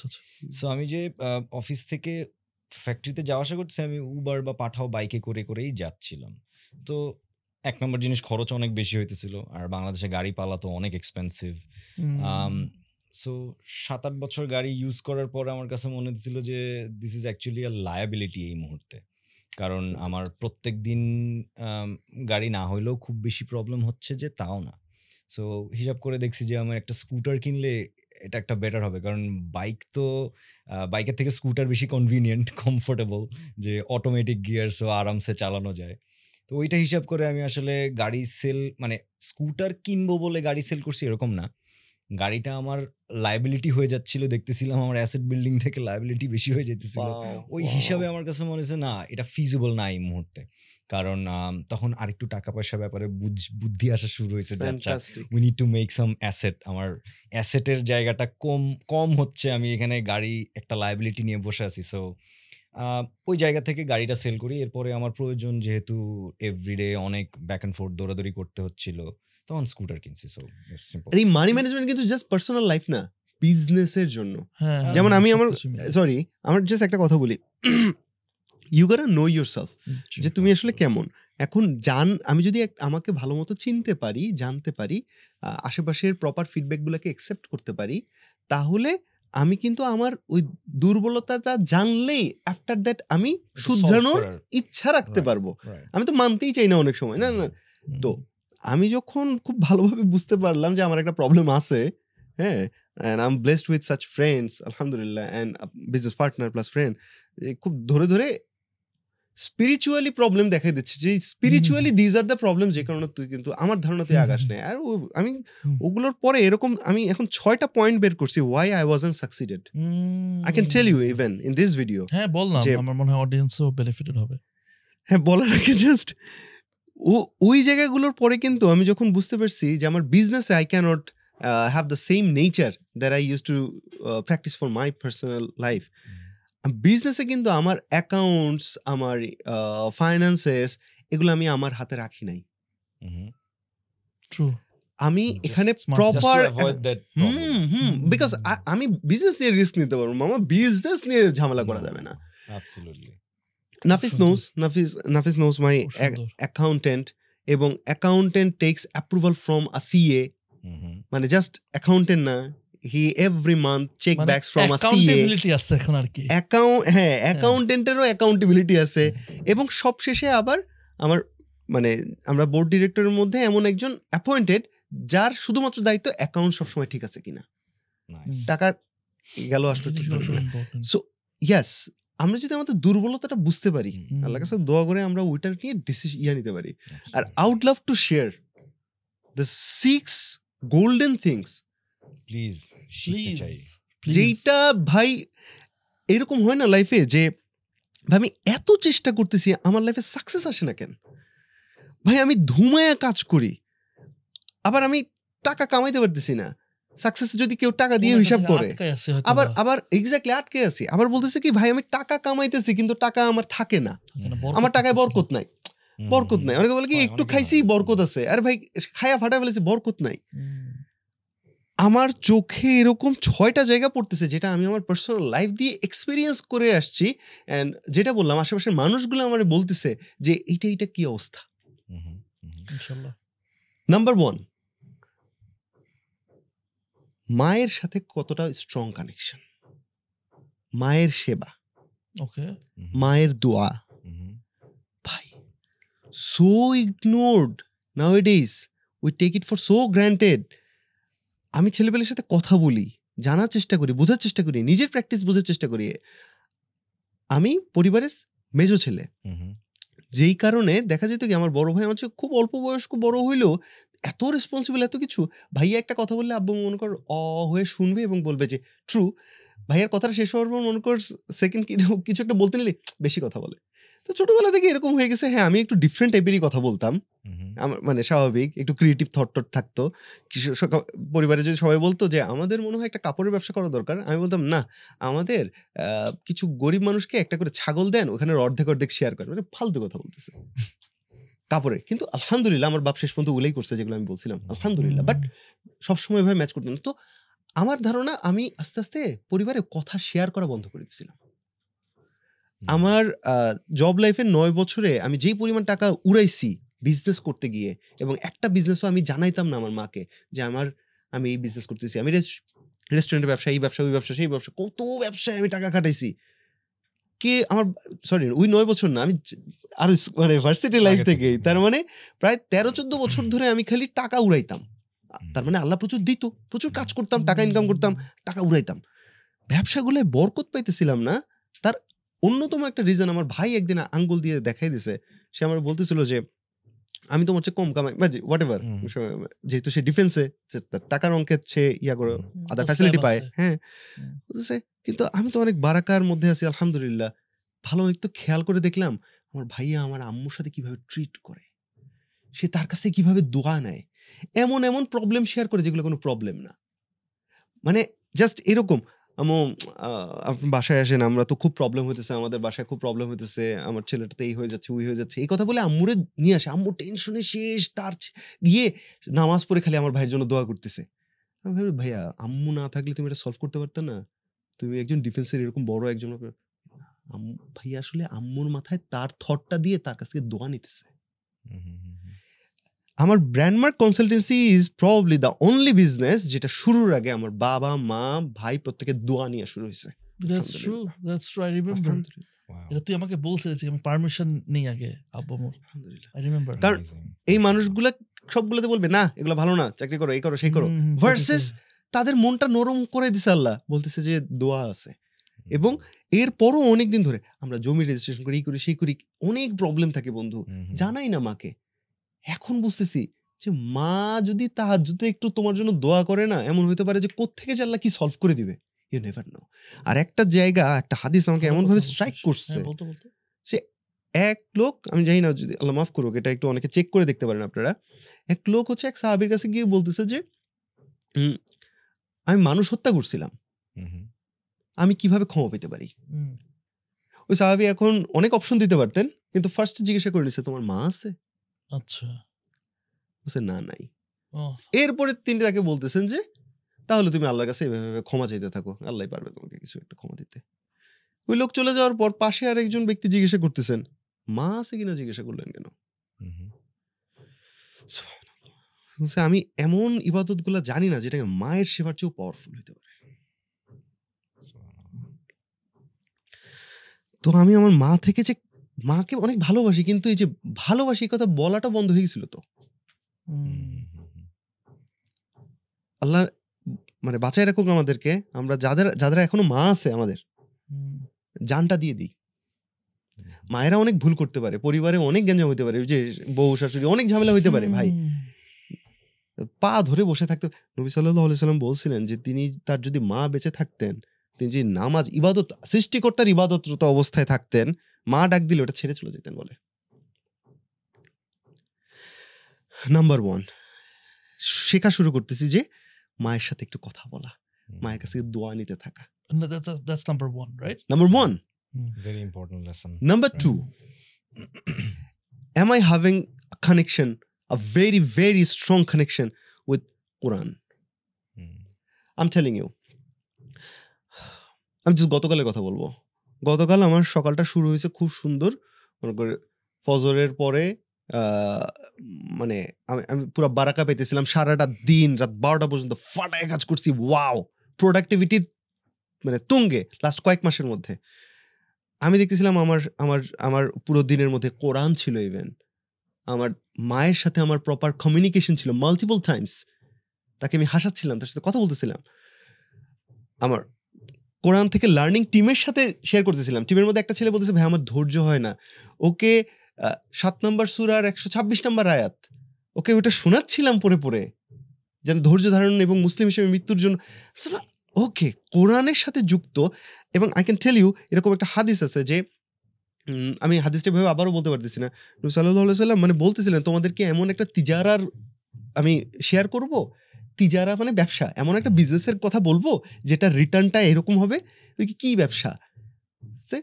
ইনভেস্ট ইন কোরআন, কোরআনে সময়, কোরআনে টাকা, কোরআন। ওই ইনভেস্টমেন্টের রেজাল্ট শুধু পরকালে না, ইহকালেও তুমি পেয়ে যাবা। একটু এলাবোরেট করবি? হ্যাঁ, কোরআনের সাথে যুক্ত থাকা ব্যক্তিকে আল্লাহ সম্মানিত করবে ইহকালে পরকালে। কোরআনে যুক্ত থাকতে পারি কিভাবে? তেলাওয়াত করা এরকম নাকি এটা কিভাবে একটু যদি খুলে বল। আচ্ছা, এইটা নিয়ে আমি বলবো যে আমাদের ইভেন আমাদের একটা এপিসোড আছে হচ্ছে রিজিক নিয়ে, সেখানে অপু ভাই আসছিলেন। ওই এপিসোডও কেউ একটু দেখে নিতে পারে। তিনি বলতেছিলেন দিনে 1 ঘন্টা একটু ব্যয় করো, কিভাবে ব্যয় করবো ওটার মধ্যে একটা উনি কিছু ইনস্ট্রাকশন দিয়েছিলেন, ওটা কেউ দেখতে পারেন। বাট আমি জাস্ট কিছু এক্সাম্পল দিয়ে ছেড়ে দিব, হ্যাঁ, অল্প, যেহেতু আমার টাইম বাউন্ডারি আছে আমাদের। এক হইতে পারে আমি দিনের পার্টিকুলার ওই যে ভোরের ওই সময়টা আমি কোরআন নিয়ে আমি পড়তেছি, আমি তিলাওয়াত করতেছি, আমি বুঝতেছি এবং আমি চেক করতেছি আল্লাহ আমাকে কোন কোন হুকুম দিছে। কোরআনটাকে আমি হুকুমের বই হিসাব করলাম নাকি জাস্ট সওয়াবের জন্য একটা বই পড়লাম। আমি ইনভেস্ট করতেছি আমার টাইম। এমন হইতে পারে আমি কোরআন গিফট করা শুরু করছি, মানুষকে কোরআন গিফট করতেছি, এই কোরআনটা তুমি পড়তে পারো, তার মানে আমি কোরআন নিয়ে আশেপাশে আছি। আমি এরকম মানুষকে দেখতেছি যারা কিনা তাদের জীবন ডিভোট করে দিছে, তার মানে কোরআনের এডুকেশনের পেছনে তারা খালি সময় দিতে থাকে। কোনো মাদ্রাসায় কোরআন নিয়ে চর্চা হয়, সে সেখানে বসে থাকে, সময় দেয়, পড়ে, শেখায়। তোমাদের মধ্যে উত্তম ব্যক্তি সে যে নিজে কোরআন শিখে এবং অন্যকে শেখায়। আমার ধরে নিলাম নবী সাল্লাল্লাহু আলাইহি সাল্লাম তার মৃত্যুর সময় লাস্টে যে কথাগুলো বলে গেছিলেন, তার মধ্যে একটা কথা ছিল, একটা মানুষ শেষের দিকে যে কথাটা বলে, ডেথ বেডে যে কথা বলে, খুব গুরুত্বপূর্ণ কথা। তিনি বলে গেছিলেন যে তোমাদের অধীনস্থদের খেয়াল রেখো। একটা মানুষ মরতে মরতে বলে যাচ্ছেন অধীনস্থদের খেয়াল রেখো। অধীনস্থ মানে যাদের তুমি কেয়ার করতে হবে, যাদেরকে দেখে রাখতে হবে। ধরে নিলাম আমার অফিসে যাদেরকে আমার দেখে রাখতে হবে, আমার পরিবারে আমার যাদেরকে দেখে রাখতে হবে, আমার ওয়াইফ আমার জন্য একটা আমানত, আমার ওয়াইফ কি কোরআনের সাথে আছে কিনা, আমার সন্তান কি কোরআনের সাথে আছে কিনা, এগুলোতেও যদি আমি প্রপার চর্চার মধ্যে থাকি। কোরআন মানে কি সে পড়তেছে কিনা, ভার্সেস জানতেছে, পড়তেছে, আমরা ডিসকাস করতেছি, আমল করতেছে এবং প্র্যাকটিস ছড়াই দিতেছে। আমি তো দেখি প্রচুর আমাদের আন্টি হোক, বোনদের হোক, তাদের ডিসকাশনগুলোর মধ্যে প্রচুর গীবত চলে আসে। কারণ মানে কথা বলতেছে, গীবত চলে আসে। খুব ভালো মতো যদি একটু আমরা খেয়াল করি আশেপাশে, দেখি না যে কোরআন বা কোনো ইয়ার কোনো ডিসকাশন কখনো চলে, কোনো ডিসকাশনের মধ্যে কোরআন চলে আসলে ওখানে গিবত আসতে পারবে না। এনিওয়ে ডিটেলে যাব না। নাম্বার 1 মায়ের সেবা, মায়ের সাথে কানেকশন, মায়ের দোয়া নেওয়া। নাম্বার 2 হচ্ছে কোরআনের সাথে আমার রিলেশনশিপ কিরকম হচ্ছে, খুব ফাস্ট শেষ করে দিব। নাম্বার 3 হচ্ছে আমি সাদাকা করতেছি কিনা। আমার বন্ধুর আমি আল্লাহর কাছে দোয়া করি আমাদের প্রত্যেককে আল্লাহ সুযোগ দেয়, আল্লাহুম্মা আমিন, জাযাকাল্লাহু খাইরান। ও আমাকে বারবার মনে করায় দেয়, আমার যখন অবস্থা খারাপ যায় আমাকে বলে এই উইকে কত করছিস, এই উইকে কি অবস্থা, কি করতেছিস না করতেছিস। আল্লাহু আকবার। আমার মনে হয় আমার ক্যারিয়ারের সবচেয়ে বড় একটা ব্যারিয়ার ছিল, প্রপার সাদাকা করতে পারি নাই। 9 বছরের চাকরির বয়সে, 9 বছর তার আগে আমার কাছে মনে হয়েছে যেগুলো দিতেছিলাম, আমার কাছে মনে হয়েছে যে একটু বেঁচে গেছে দিতেছি নাকি কি। ও আমাকে অ্যামেজিং কথা বলছে যে দেওয়ার সময় যে কষ্ট হইতে হবে, তো আমার কাছে আছে এইটুক, আমি ওটা দিয়ে দিতেছি, আমার তো ফাইটা যাইতে হবে। যেমন আমি রিসেন্টলি আমি আতর, আমরা তো আতর লাভার এক একজন, সো আমার আতরের এতগুলা কালেকশন হয়েছিল, দামি দামি এক একটা আতর কালেকশন হয়েছিল। আমি দেখলাম কি আমার বাপ যে কিনা আমার বড় করছে, জীবনের সবকিছু স্যাক্রিফাইস করে বড় করছে, আব্বু খালি আমার মনে কর আব্বুর তো মানে এই বয়সে রিটায়ার হওয়া বয়স, আব্বুর তো ছেলেদের অনেক কিছু পছন্দ হয়, আব্বু আতর নেয়, এই নেয় সে নেয়, হ্যাঁ নেন কোনো সমস্যা নাই। সবচেয়ে দামি দামি গুলো বের করে আব্বুর হাতে ভালোবেসে দিয়ে না, আব্বুর যখন দিয়ে দিতেছে আমার বুকের মধ্যে কেমন লাগে, আমার এই কালেকশন গুলা, এতদিনের কালেকশন গুলো আব্বু, কারণ আমি আবার এটা চিন্তা করছি আব্বু তো নিয়ে গিয়ে কই জানি হারায় ফেলে, ইউজ করবে না। যখন আমি বুঝলাম ওয়েট আমার কষ্ট লাগে, তখন আমি ভাবছি this is something I should give away. হযরত ইব্রাহিম আলাইহিস সালাম অনেক কিছু গিভ অ্যাওয়ে করছে, করতে করতে শেষে নিজের সন্তানের কাছে এসে থামতে হয়েছে, যেটা করতে সবচেয়ে কষ্ট হয়।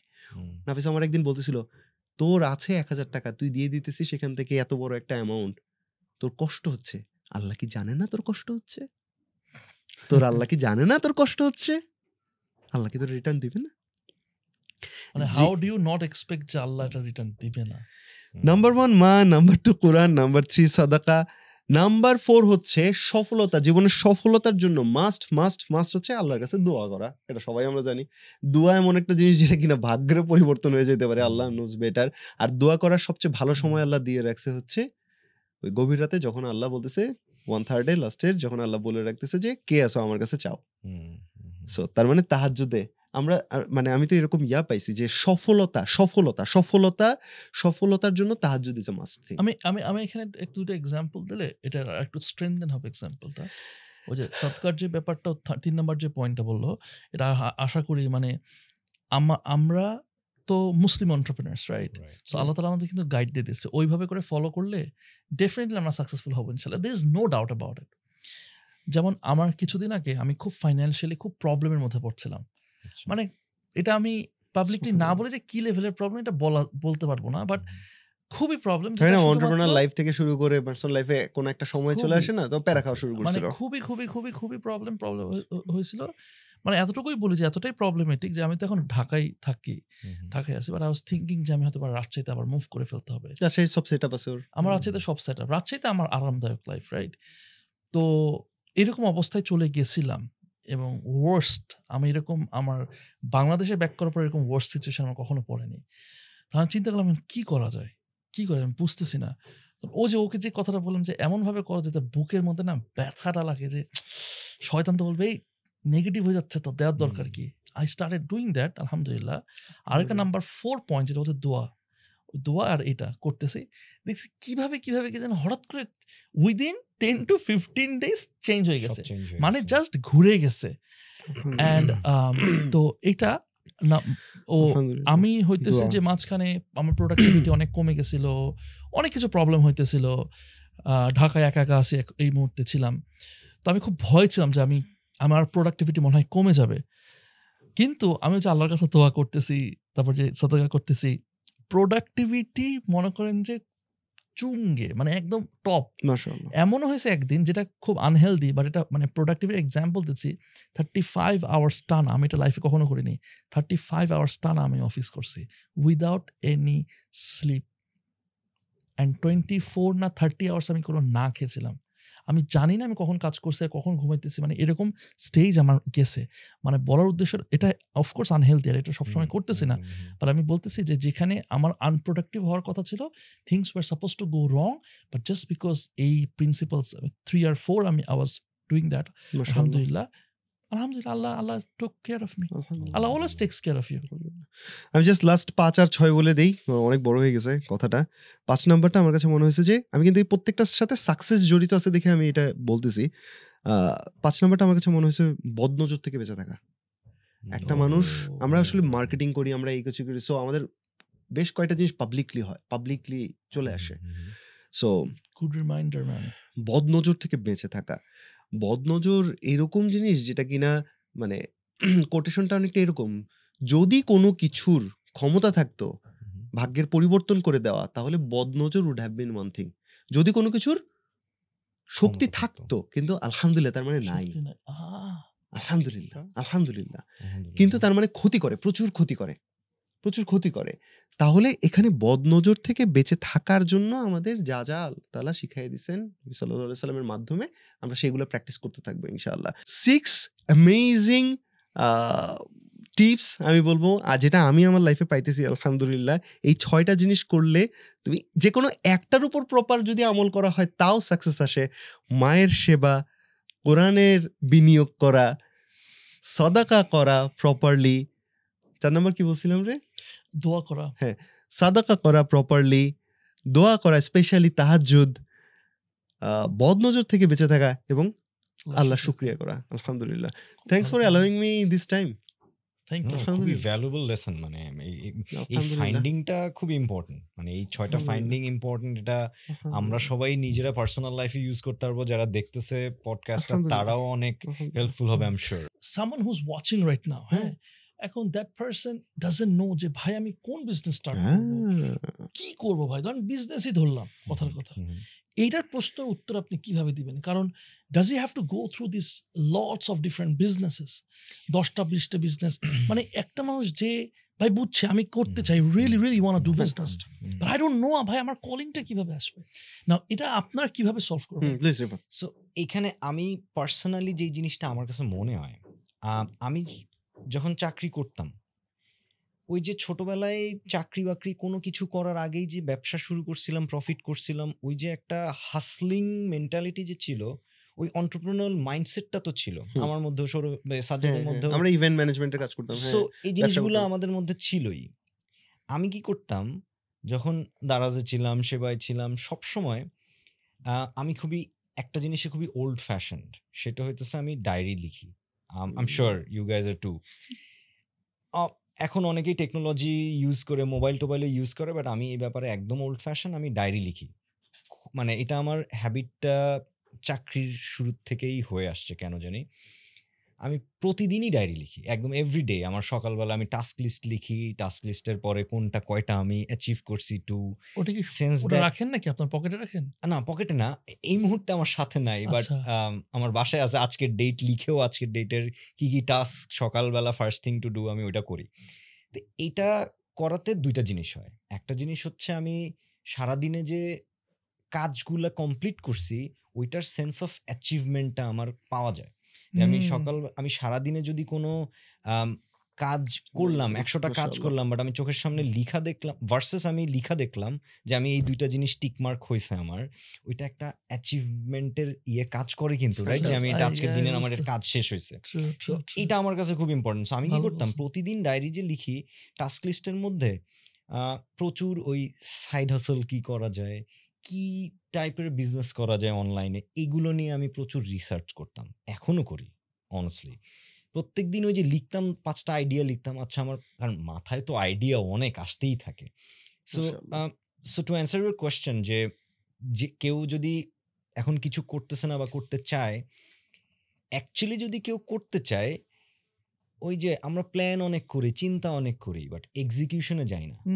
একটা কথা আছে না, idea is a dime, execution is everything, right?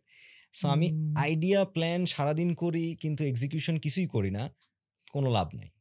I am sorry, একটু রুড শোনায়, বাট আসলেই কোনো লাভ নাই। আমি যদি প্ল্যান 100টা করি, ওইখান থেকে যদি 5টা এক্সিকিউট করা ট্রাই করি, তাহলে ওইখান থেকে হয়তো একটা কিছু আমার বাইর হয়েই যাবে। So if you don't take a step, আপনি জানবেন না সামনের পথ কি আসতে যাইতেছে। Fantastic. So, মাশাআল্লাহ। মানে আমার মনে হয় মানে that's আপনি it. যেটা এটা- বোঝাতে চাচ্ছেন সেটা হচ্ছে ওকে ফাইন, আমার একটা আইডিয়া আসছে, হুম, হোক ভালো হোক খারাপ হোক হুম। ঝাপাই যায়, তবে একটা ক্যালকুলেটেড রিস্ক ক্যালকুলেটিভ রিস্ক নিয়ে Right. আমি যেন ওটা আগাইতে এক্সিকিউশনটা পারি। করি। মানে আমাদের সবার বাংলাদেশের মোস্টলি বাংলাদেশে আমরা যেহেতু একটা মানে পুরো অ্যাজ আ হোল নেশন যদি ধরি, আমরা কিন্তু কিছুটা অলস, রাইট? সরি, এটা মানে না, আমরা কি বলতে চাচ্ছি, আমরা আরামপ্রিয়। আমরা অনেক আরামপ্রিয় ভাই, আমি তো ভাই অনেক ভাই আরামপ্রিয়। আপনি আরামপ্রিয় ভাই, মানুষ দেখেননি আনটিল ইউ গো রাজশাহীতে যদি যান, আমি রাজশাহীতে একবার তারপরে আপনি বুঝবেন যে আমরা কি লেভেলের আরামপ্রিয়। হ্যাঁ, আপনি কোনো মানে অল দ্য আরামপ্রিয় পিপল লিভ ইন রাজশাহী। আমি ভাই অনেক আরামপ্রিয়, আমি অনেক অলস। সো অলস হওয়ার কিন্তু অ্যাডভান্টেজ আছে, বাই দ্য ওয়ে। অলস You become efficient. Yeah, I become yep. অনেক ফাইট করা যায়। অলস হইলে বেস্ট পার্ট হইতেছে কঠিন কাজকেও কত ইজিলি মানে কমপ্লিট করা যায়, এটার একটা ওয়ে বাইর করার সারাক্ষণ মাথায় টেনশন কিন্তু ভাই থাকে। এটা কিন্তু অনেক বড় অ্যাডভান্টেজ Right. ভাই, অনেক আর বড় আমাদের অ্যাডভান্টেজ। পড়াশোনা, আমার আর সাজ্জাদের পড়াশোনা কি, আমরা Production, ইন্ডাস্ট্রিয়াল ইঞ্জিনিয়ারিং হ্যাঁ, করছি, হ্যাঁ, productivity নিয়ে কাজ করবো আমাদের। আমাদের বড় বড় মানে মানে মেইন টপিক ছিল আমাদের যে ইফিশিয়েন্সি কেমনে বাড়ানো Exactly. যায়। আমরা আমাদের একটা কিভাবে ওয়ার্ডই আছে, shortest নাম হচ্ছে possible time এ অপটিমাম, মানে Optimum, প্রত্যেকটা right. জিনিসকে অপটিমাইজ করা। অপটিমাইজেশন 4 বছর ধরে এটাই পড়ছি, Right. কিভাবে হাউ টু আসলে। অপটিমাইজ। হ্যাঁ, কিন্তু আমাকে দেখে জাজ করিস না আমাদের পড়ালেখা, মানে তার মানে ভালো পড়িনি আর কি। সো ওই যে বললাম যে হ্যাঁ। আমরা তো এক্সিকিউট করি কম, প্ল্যান করি বেশি। সো ওই জায়গা থেকে আমরা যদি তো কিছু এক্সিকিউশনে যাই, কিছু আপনার অপটিমাইজেশন ট্যাকটিক্স একটু শেয়ার করেন। ও না ভাই, এগুলা খুবই মানে স্পন্টেনিয়াস, এটার কোনো আমি rule টেস্ট নাই। করি, আপনারা দুজন করছেন No, production no, no, no, no, engineering. আমরা- পড়াশোনায় যেটা হ্যাঁ। ইউজ হয়েছে, পড়াশোনায় আমার রেজাল্ট 3 এর উপরে আছে, দ্যাটস আ আচ্ছা। ডিফারেন্ট থিং, কিন্তু আচ্ছা। ডোন্ট জাজ মি। হ্যাঁ, আচ্ছা, আচ্ছা। এটাতে জাজ করা আচ্ছা, যায়। হইলো তাহলে। এখন এখন- যে আইডিয়াটা মাথায় নিছি যে হ্যাঁ এটা হ্যাঁ, আছে, সো এটা খুবই স্পন্টেনিয়াস হয় যে কোনো একটা রুলসে ফেলে আমরা হয়তো করি না, বাট ওই যে মানে থাকে না যে একটা আমরা সাবজেক্ট পড়ছিলাম মনে আছে, ক্রিটিক্যাল পাথ মেথড। হ্যাঁ, আমরা পয়েন্ট এ হ্যাঁ, থেকে ভাই। পয়েন্ট বি তে যাওয়ার 10টা ওয়ে থাকলে yes, ওইখান থেকে সবচেয়ে true, শর্টেস্ট true. এবং সবচেয়ে শর্টেস্ট হ্যাঁ, পসিবল shortest possible. টাইম কোনটাতে যাওয়া যায়, এইটা দোস্ত। আমার মনে হয় আমাদেরকে খুব বেশি ইয়ে করছে। এটা এই সাবজেক্ট পড়েই যে আমাদেরকে হইছে না না, ভাই, আমাকে না এই বন্ধু, আপনি বন্ধু, বন্ধু, আমাদেরকে I'm কেন offended, I'm বলতেছেন? offended. কারণ I have worked with him for the last 10 years. ঠিক আছে, Oh, wait, অপটিমাইজেশনের উল্টা কি আছে ভাই? না এটা না কি না, কি? ও হ্যাঁ, আচ্ছা, যে এক্সিকিউশন কথা কে 5 করে? মিনিটে বলা যায় সেই কথা আধা ঘন্টা ধরে আমারে বলে, ঘুরাই 5 ফেলে। মিনিটের একটা কথা মনে কর বললাম, বলার পরে বুঝা গেল যে ও কিছু বুঝে নাই। যা বেটা, ফালতু কথা, এটা একদম Defending ফালতু myself. কথা। Defending myself. So, না, anyway, না, এক্সিকিউশনের কথাটা থেকে আমি একটা এক্সাম্পল দেই। সেটা হচ্ছে রিসেন্টলি আমার ছেলের স্কুলের সামনে থেকে আমি আসতেছি, মাশাআল্লাহ। তো এই যে এটা বলেও কিন্তু আমার মনে কি নজর যদি লাগে, আল্লাহ মাফ করুন, আস্তাগফিরুল্লাহ, ছেলের স্কুল নাই বলি, আসতেছি বলি। হ্যাঁ, আচ্ছা। তো এক্সিকিউশন, আচ্ছা, আইডিয়া তো অনেক আসে, কিন্তু এক্সিকিউট কখন করি, এটার একটা এক্সাম্পল আমি দিই। একদম রিসেন্ট ঘটনা। সেটা হচ্ছে আমি বাসার দিক থেকে আসছিলাম, তো আসার সময় দেখলাম যে মানে পার্টিকুলার একটা স্ট্যান্ড আছে, ওর পাশে মানে একজন মানুষ আমাকে ডাকতেছে। হ্যাঁ, বলতেছে যে ওনাকে একটু বলেন তো সাজ্জাদ ভাইরা কিরকম, জিজ্ঞাসা করছে। তো আমাকে এসে বলছে, আপনি সাজ্জাদ? জি, আপনাকে ডাকে। আচ্ছা ঠিক আছে, কে ডাকে? আচ্ছা। কাছে যেতেই দেখি কি একটা ছোটখাটো একটা ছেলে, মাশাআল্লাহ, দাড়ি আছে। হ্যাঁ, আপনাকে একটু একটু কোলাকুলি করতাম, করতাম। ও তার মানে খারাপ কিছু না আর কি, যেভাবে ডাকাইছিল একজন দারোয়ানকে দিয়ে আরেকজনকে দিয়ে ডাকাইছে। ডাকাইছে। তো সাজ্জাদও কনফার্ম করার পর এরপরেও বলা শুরু করছে ঘটনা। কি ঘটনা? সে মাশাআল্লাহ 21,000 টাকার স্যালারি একটা জব করতো। আচ্ছা, সে বলল যে I had no proper education, ওরকম আমার ভালো এডুকেশন নাই, মাদ্রাসায় কিছুদিন পড়ছিল। এখন আমার ভাগ্য খুলে গেছে, আলহামদুলিল্লাহ। কি করতেছে? আই কুড সি, আমি করে বলতেছি, ও হচ্ছে খেতাপুরির দোকান দিছে, খেতাপুরির একটা কার্ট, ফুড কার্ট দিছে, চাকরি ছেড়ে দিয়ে।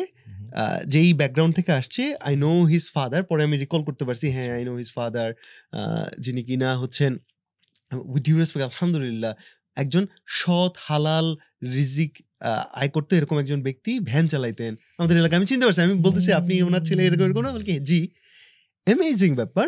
সে বলতেছে যে ভাই আমি খালিদ ফারহান ভাইয়ের ভিডিও দেখি, ভাই আমি টু সেন্স পডকাস্ট দেখি, ভাই আমি আপনাদের ভিডিওগুলো দেখছি। আর বারবার খালিদ ফারহান কথা বলতেছিল, মাশাআল্লাহ বারাকা দেখ ওকে, বলছে যেভাবে বলছেন আমি সেইভাবে শুরু করে দিছি।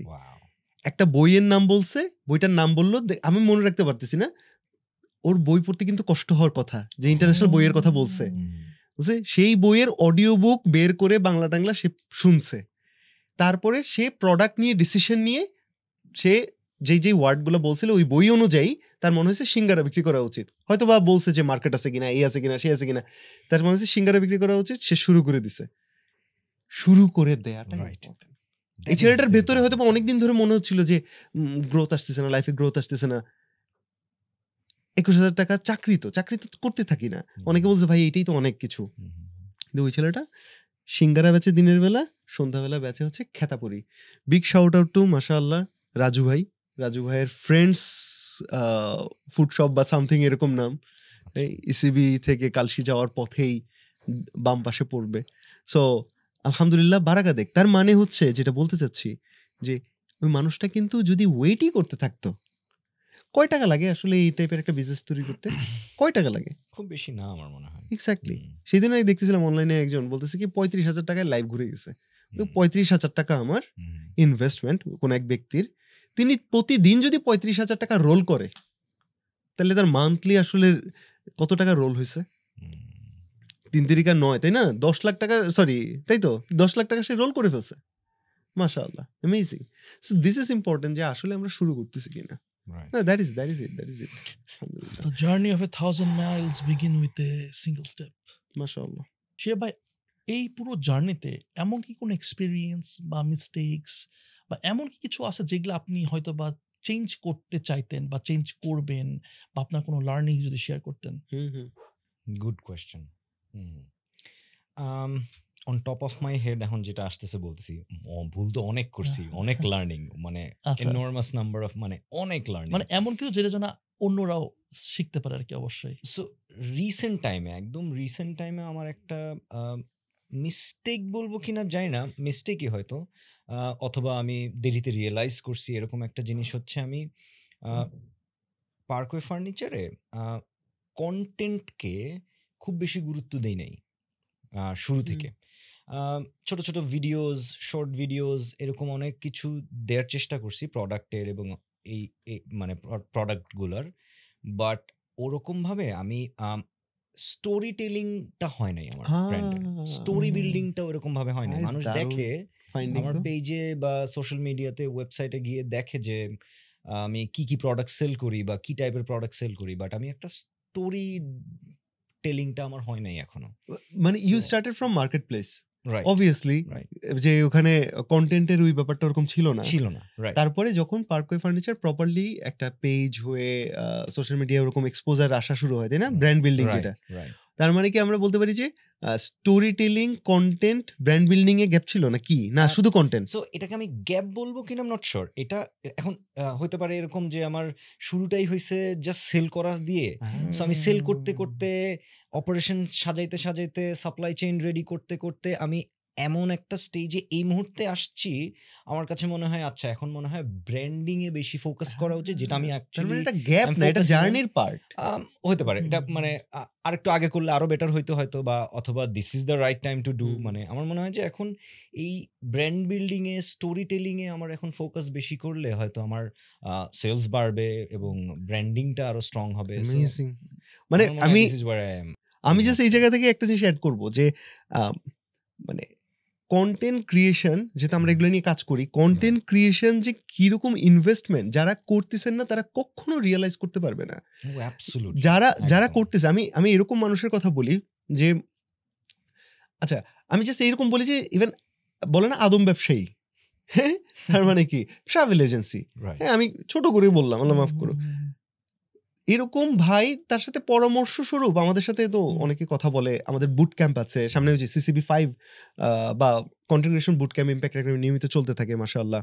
Impact academy, right? Impact academy, yes, you can check it out. So ওইরকম কত মানুষের সাথে আমরা কথা বলতেছি, 1000 খানেক প্লাস 1200 প্লাস মানুষ মানে তারা অলরেডি এখান থেকে বের হয়েছেন, আরো শত শত মানুষ এখন এখানে শিখতেছেন। সো একটা মানুষের কথা আমি বলবো, উনি জাস্ট টিকটককে অ্যাপ্লাই করছে, আমাদের এক ভাই, হ্যাঁ, তাকে বলেছে ভাই আপনি খালি টিকটক করেন।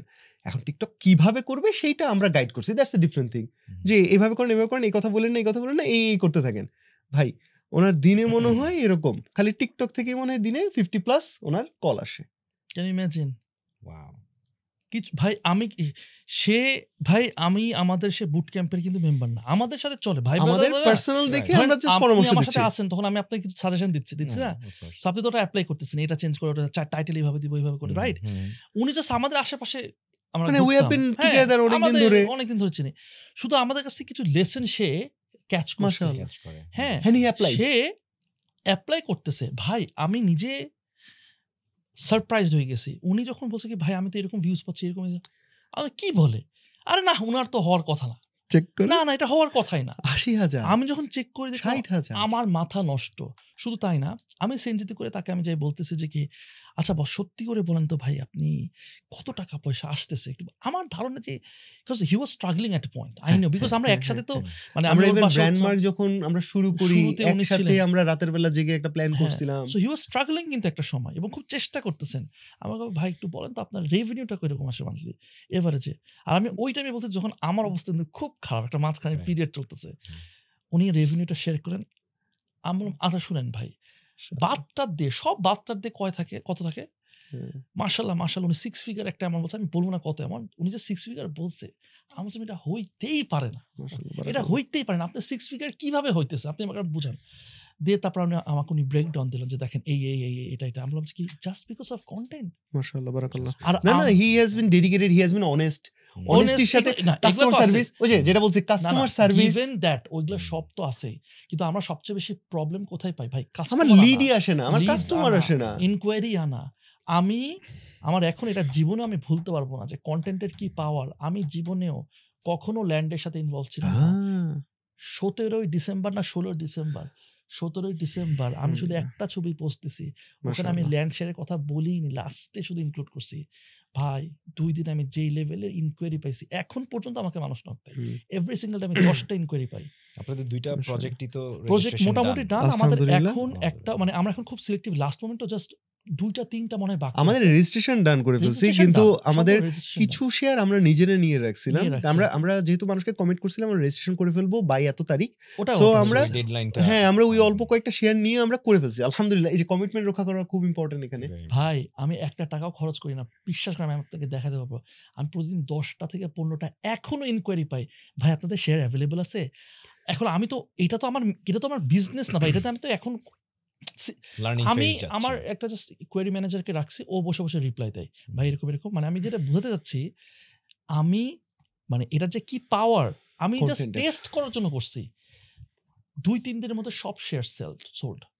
আমাদের টোটাল প্রপারলি বুক হয়ে সোল্ড হইতে 20 দিন সময় লাগছে, কিন্তু ওই যে প্রপার ফ্লো দিছে আমরা লাস্টের দিকে। আমি জাস্ট এখানে একটা জিনিস অ্যাড করে দিই ফর দ্য অডিয়েন্স, এন্ড মানে ইউ অলরেডি নো যে কন্টেন্ট করলে 2টা জায়গায় সে আউটকাম পাবে ইনশাআল্লাহ। একটা হচ্ছে লিড আসা শুরু করবে, তার মানে সেলসের জন্য লিড আসা শুরু করবে। লিড বলতে হচ্ছে আমার কাছে কোয়েরি আসবে, হ্যাঁ বিজনেসের জন্য, এক্স্যাক্টলি কোয়েরি আসা শুরু হবে আমার কাছে, হ্যাঁ আমার কাছে ফোন কল নক মানে পুল হবে। আমি গিয়ে বলতেছি আপনি কি এটা নেবেন, আপনি কি নেবেন, ভার্সেস মানুষ এসে বলতেছে। যেমন ব্র্যান্ডমার্ক কনসালটেন্সি লিমিটেডে আমাদের কাছে এখন পর্যন্ত এসেই যায়, আল্লাহরই শুকরিয়া। কেন? কারণ আমরা কন্টেন্টের আশেপাশে আছি, 2 সেন্টসে কন্টেন্ট করি, ব্র্যান্ড মার্কের আলাদা করে কন্টেন্ট হচ্ছে না, বাট ও অ্যাসোসিয়েটেড যেহেতু ওই জন্য মানুষ জানে এক্স্যাক্টলি মানুষ কি হচ্ছে, তার মানে মানুষ আসতেছে। এখন মানুষ দেখলেই কি আসবে, এইটা খুব গুরুত্বপূর্ণ। তার মানে আমি কন্টেন্ট ছাড়লেই কি আসবে, কন্টেন্টের সাথে এরপরে এমন কয়েকটা জিনিস প্রপারলি করতে হয় যেটার সাথে তৈরি হয় ট্রাস্ট। অবশ্যই। তার মানে কন্টেন্টের মাধ্যমে 2টা জিনিস এক্সপেক্ট করতে হয় প্রপার, ওই ক্যালিব্রেটেড কন্টেন্ট ছাড়ে, মানে একটু গুছিয়ে টুছিয়ে যদি কন্টেন্ট করা যায়। এই মানুষটা আল্লাহ শুকরিয়া এই মানুষটা পেতে পারবে হচ্ছে লিডস, মানে হচ্ছে মানুষজন আসা শুরু করবে তার কাছে। 2 তার ব্র্যান্ড বিল্ড হবে, অর্থাৎ মানুষের বিশ্বস্ততা না থাকলে আসলে দিন শেষে অনেক মানুষ আসলে সেল করা যাবে না প্রপারলি। বিশ্বস্ততার বড় একটা গেম কমপ্লিট করে ফেলে। ল্যান্ডের শেয়ার, একটু আগে তুই বলতেছিলি ডার্টি বিজনেস হচ্ছে কি furniture. What about land? Lando, one of those dirty businesses. What about কত land? দালাল ধরা লাগে না এগুলা করার জন্য। একদম, মানুষ টাকা দিয়ে মানে সে তার নিজের জীবদ্দশায় জমিটা আর জীবনে দেখে যায় না, অথবা জমি নিয়ে সে দখল নেওয়ার পর জানতে পারে এটা অন্য কারো জমি। আমি ইউটিউবে অনেক ঘাটাঘাটি করছি, মানে যেহেতু আমি কোনো কিছু করতে নিলে তো অবশ্যই আমরা সবাই একটু রিসার্চ করি, ঘাটাঘাটি করি, দেখি কি হচ্ছে, কেন করব, কি আসবে বিষয়। সো ইউটিউবে অনেক ভিডিওস আমি দেখে যেটা বুঝছি যে সবাই একটা কথা বলে যে কন্টেন্ট ক্রিয়েট করার জন্য ইউ নিড টু, মানে you always not need to, but if you have an unfair advantage, তাহলে কন্টেন্ট ক্রিয়েট করলে ওইটাতে সাকসেসফুল পাওয়ার, মানে সাকসেসফুল হওয়ার একটা বড় প্রবাবিলিটি থেকে যায়। ওকে ওকে। সো এই জায়গা থেকে আমার কোয়েশ্চেনটা হচ্ছে, সবার তো আনফেয়ার অ্যাডভান্টেজ থাকবে না। আনফেয়ার অ্যাডভান্টেজ মানে কি? আমি কোনো কিছুতে স্পেসিফিকলি স্কিলড, অথবা আমি কোনো একটা জায়গা থেকে কোনো কিছু অ্যাচিভ করে ফেলছি, বা কোনো একটা জায়গায় আমার নিজের একটা আলাদা সেট অফ গুণ আছে যেটা আমি মানুষকে দেখাতে পারি। এই জায়গাটা কি খুব বেশি ইম্পর্টেন্ট, নাকি কন্টেন্ট ক্রিয়েশনের জন্য যে কেউ যে কোনো টপিক ধরে বা যে কোনো কিছু নিয়েই কন্টেন্ট বানাতে পারবে? সো মজার ব্যাপারে একটা বই আছে আনফেয়ার অ্যাডভান্টেজ নামে, আপনি মানে পড়ছেন বইটা, রাইট? না, আমি বইটা পড়ি না। আচ্ছা, আনফেয়ার অ্যাডভান্টেজ। ওখানে বলতেছে আনফেয়ার অ্যাডভান্টেজ বলতে আমরা কি বুঝি? আনফেয়ার অ্যাডভান্টেজ বলতে বুঝাচ্ছি আপনার এমন একটা জিনিস আছে যেটা আমার নাই, ধরেন সেটা কিন্তু অনেক কিছু হতে পারে। সো এখানে একটা ক্যাটাগরি আছে, ক্যাটাগরি হতেছে মানি থাকতে পারে, আপনার অনেক টাকা পয়সা আছে, ক্যাপিটালে আমি আপনার সাথে পারবো না, বা আপনার অনেক ইন্টেলিজেন্স, আপনার অনেক ইন্টেলিজেন্স আছে, আমি আপনার এই ইন্টেলিজেন্সে পারবো না, কথার কথা। সো দেয়ার আর উনি কয়টা ক্যাটাগরি করছে, সেই ক্যাটাগরিটা হইতেছে যে either you have money, you have intelligence, you are very smart, you are street smart, অথবা আপনার লোকেশন, অনেক আছে যে location they are by born, হয়তো এমন একটা লোকেশনে সিলিকন ভ্যালিতে ওই জন্য মিলে গেছে, রাইট? অথবা মিস্টার বিস্টের ভাই মিস্টার বিস্টের ভাই, রাইট? সো না আসলে মিস্টার বিস্ট করছিল তো, ওর ভাইও লঞ্চ করছিল। লোকেশন ইজ ইম্পর্টেন্ট, আপনার সারাউন্ডিংটা ইম্পর্টেন্ট, রাইট? তারপর হইতেছে আপনার education, expertise, that's important, and আপনার হইতেছে নেটওয়ার্ক, আপনার personal branding, credibility and appearance. What I'm trying to say is that everyone has unfair advantage. Every single person has an unfair advantage. But ওই জন্যই কোশ্চেনটা করছি সবাই, বাট আমরা clear হই, কারণ ইম্পোস্টার সিনড্রোমে ভুগি। অ্যাবসলিউটলি অন্যেরটা দেখি আমরা ইম্পোস্টার সিনড্রোমে ভুগি ভাই।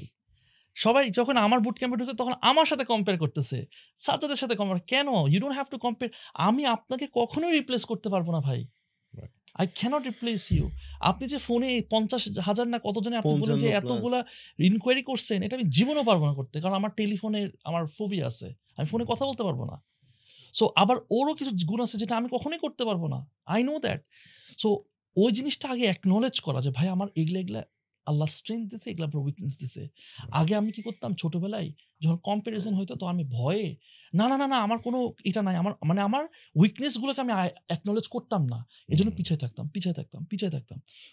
So the trick is that you don't have to be the best, you just have to be unique. That's the trick. And you can now এই জায়গাটা, and এই জায়গায় you have to build a leverage. Leverage যদি ওই যে নাভান্ত রবিকান্ত না কি জানে, নাভাল রবিকান্ত, ওনার বইটা আছে খুব সুন্দর, ওই বইটা অনেকে পড়তে পারে চাইলে, যে রিচ হওয়ার বা সাকসেসফুল হওয়ার বা কিছু মেট্রিক্স। আমরা তো টাকা পয়সা দিয়ে আসলে সাকসেস বোঝাই, বাট আমরা আসলে ইম্প্যাক্টটাকে বা আমার লাইফে ইম্প্যাক্ট দিয়ে আমি আসলে সাকসেস বোঝাই। সো আমি যদি ইম্প্যাক্টও বলি যে কত মানুষের লাইফ চেঞ্জ করতে পারতেছি, তো তার আগে ভাই আমাদের যেটা সেটা লেভারেজ। ভাই আপনাকে two cents podcast is a leverage. আমি আপনার সাথে আমার কানেকশন, আমার জন্য you are a leverage, he is also a leverage. যে ওর একটা কানেকশন আছে, লেটস সে ওর একটা জায়গায় কানেকশন আছে, মানে ইউ আন্ডারস্ট্যান্ড। সো এই জায়গাটা যারা ম্যাপ করে ফেলতে পারে ভাই, এখানে পয়েন্ট মানে বন্ধু এইটার জন্য এই যে বলতো যে ভাই তাহলে এই ম্যাপটা কিভাবে করবো, আমি একটা কথা বলি, ম্যাপ কখনই মানুষ করতে পারবে না যদি সে এইটা ধরে নেয় যে আমার তো আসলে আমি তো আনফেয়ার অ্যাডভান্টেজ নাই। আর একটা মানুষ মানে দেয়ার আর পিপল যারা কিনা ওদের মানে ওদের স্ট্রাগল গুলো ওদেরকে প্যারা দেয় না, চোখে পড়ে না। বস আমার একটা কথা আমি একটা জাস্ট মাথায় পারি, এই যে কথা বলছে কোরআনের কথাটা খুব ধরছে আমার মনে। দেখ আল্লাহ তাআলা আমাদেরকে তো খলিফা হিসেবে পাঠিয়েছেন, মুসলমান, উই আর অল খলিফা, উই আর অল রিপ্রেজেন্টিং জি মানে আমরা কার যদি খলিফা? আমরা আল্লাহর আমরা খলিফা। যদি ঘুষ খাই তাহলে কি আমরা খলিফার মতো কাজ করলাম? না, of মানে course না। রিপ্রেজেন্টেটিভ, আমরা আল্লাহর রিপ্রেজেন্টেটিভ আল্লাহর হইলাম না। representative না, মানে খলিফা হিসেবে আল্লাহ তো কোরআনে বলে দিছেন। তো আমি যদি নিজেকে মনে করি উইক, আমি মনে করি যে আমি পারবো না, আপনি যদি মনে করতেন একদিন যে না আমি এইটা পারবো না, ভয় এই সেই, ভাই ভয় তো মুসলমান থাকতে পারে না। রাইট। ভয় ছিল না বিদায়ী দেখ কতগুলো যুদ্ধ, আলহামদুলিল্লাহ এটা তো আমাদের শিক্ষার জন্য দিছে। আমরা কেন ভয় পাবো ভাই? বিলিভ মি, আমি বললাম না, আমি এত স্টুডেন্টস পড়েছি, যে র্যাঙ্কিং করতেছি, কম্পিটিশন করছি, একটা কারণেই ভাই যারা ফার্স্ট 5 বা 10 আমি যদি টপ 10-এ দেখি, একটা কারণ এরা ভয় পায়নি। এরা ভালো করুক আর খারাপ, আমি আপনাদেরকে ভিডিও দেখাতে পারবো, এক একজনের ভিডিও মানে কই থেকে কই হয়েছে, কই থেকে হয়েছে, একটাই ভয় পাইনি। আমি শুধু বলছি ভয় পাই নাই বলতে ওয়েট ভয় পাই নাই বলতে ও আচ্ছা, কিন্তু ভাই আমি তো ভয় পাই, কথা বুঝিস? এরা কিন্তু ভয় পাইতো যখন প্রথম কথা হইতো, আমি আপনাকে আই উইশ ভয়, দেখাইতে ভয়, পারতাম। 4 মাসের বুট ক্যাম্প, 4 মাসের বুট ক্যাম্প না, 4 মাসের প্রথম দিনগুলায় ভয়, প্রথম দিন না ভাই মানে সেকেন্ড মাসে এসেও, হয়তো শেষের দিকে এসেও, লাস্ট মান্থের দিকে এসেও, লাস্ট যখন কথা হচ্ছে তাদের সাথে, আমি কি পারবো, একটা না এনভায়রনমেন্টও লাগে যে আমার পাশের মানুষটা, যেমন বাংলাদেশে কেউ কথায় কথায় 2টা ব্যবসা শুরু করে, একটা হইতেছে কাপড়ের ব্যবসা, একটা রেস্টুরেন্টের ব্যবসা। কেন এটা করে? কারণ এনভায়রনমেন্টে দেখে। আমরা যদি এখন চায়না একটা ছেলে থাকলে হয়তো বা ও পরের দিন থেকে কি করবে, ইলেকট্রনিক্সের ব্যবসা করবে, অথবা ও কোনো ম্যানুফ্যাকচারিং ইউনিট দিবে, যে যেটা থেকে সেটা করে। what I'm trying to say is, ভয় কাটানোর একটা এনভায়রনমেন্টে যখন এরা থাকে না, আবার কমিউনিটি সবাইকে মানুষ করতেছে, পাশের মানুষ করতেছে, শিহাব ভাই করতেছে, ও করতে পারছে, কেন আমি পারবো না? শিহাব ভাইয়ের তো অনেক আনফেয়ার অ্যাডভান্টেজ আছে। শিহাব ভাই ওখানে বলতেছে, ভাই আমার পা কাঁপতেছিল, উপরে ক্যামেরায় দেখা গেছে, আমি ভালো কথা বলছি। আমরা প্রথম জিনিসটাই এই environment, sorry to cut you off, মানে এনভায়রনমেন্ট আসলেই ম্যাটার করে। মানে আমি পার্সোনালি ভিডিও বানাবো কোনোদিন আমার মানে ওয়াইল্ড ইমাজিনেশনেও অসৎ সঙ্গে আচ্ছা বানাবি না কেন? বানা, বিকজ আই নো তুই কোথায় যেতে পারবি ইনশাআল্লাহ। উই নো, আলহামদুলিল্লাহ, মানে উই বিলিভ। আমরা কথা বলতেছিলাম না যে কোনো মিস্টেকস বা কোনো লার্নিং করতে চায়, মানে কোত্থেকে করবে বা কিভাবে করবে, হ্যাঁ ওই যে এক্সারসাইজটা করা এইখানে, আর এক্সিকিউশনটাতে নামে যাওয়া, তাইলেই আমার মনে হয় যে যে কোনো কিছুই আসলে সম্ভব। এটা কন্টেন্ট ক্রিয়েশন হোক, বিজনেস হোক, যে কোনো কিছুই হোক। ফ্যান্টাস্টিক শিহাব ভাই, থ্যাংক ইউ সো মাচ। একটা অ্যামেজিং ডিসকাশন হলো, এন্ড অনেক কিছু আপনার কাছ থেকে শিখলাম, সাজাদের কাছ থেকে শিখলাম, এবং খুব সুন্দর একটা মানে একটা ডিসকাশন হলো। আসলে আমি নিজেই অনেক কিছু শিখলাম, অনেক কিছু রিমাইন্ডেড হইলাম। So thank you so much Shihab ভাই, and best of luck for your venture. আমি দোয়া করি এবং আশা করি আপনারা সবাই পার্কওয়ে ফার্নিচারটা চেক আউট করবেন, সাপোর্ট করবেন। আমি চাই যে 2 সেন্স পডকাস্ট থেকে যেন মানে এইটা যেন প্রাউডলি বলতে চাই ভাই যে 2 সেন্স পডকাস্ট আছে, এরপরে তো সেল হয়ে গেছে ডাবল ট্রিপল, এটা যেন বলতে পারি আমি খুব খুশি হব। ওই যে কি জানি বেবি শাওয়ারের মতো বিজনেস শাওয়ার আয়োজন করে না, যে বিজনেসকে সবাই সাপোর্ট করে আগায় যাওয়া। শুধু বলবেন যে ভাই আমি 2 সেন্সে কিন্তু আপনার এপিসোড দেখছি, একটু হালকা রায় ডিসকাউন্ট। মাশাআল্লাহ, বারাকাল্লাহ, আল্লাহু আকবার। সো ঠিক আছে, thank you so much for inviting. It was fun. It was really fun. হ্যাঁ, অনেক ইনফরমেটিভ ছিল আর অনেক কিছু শিখতে পারছি।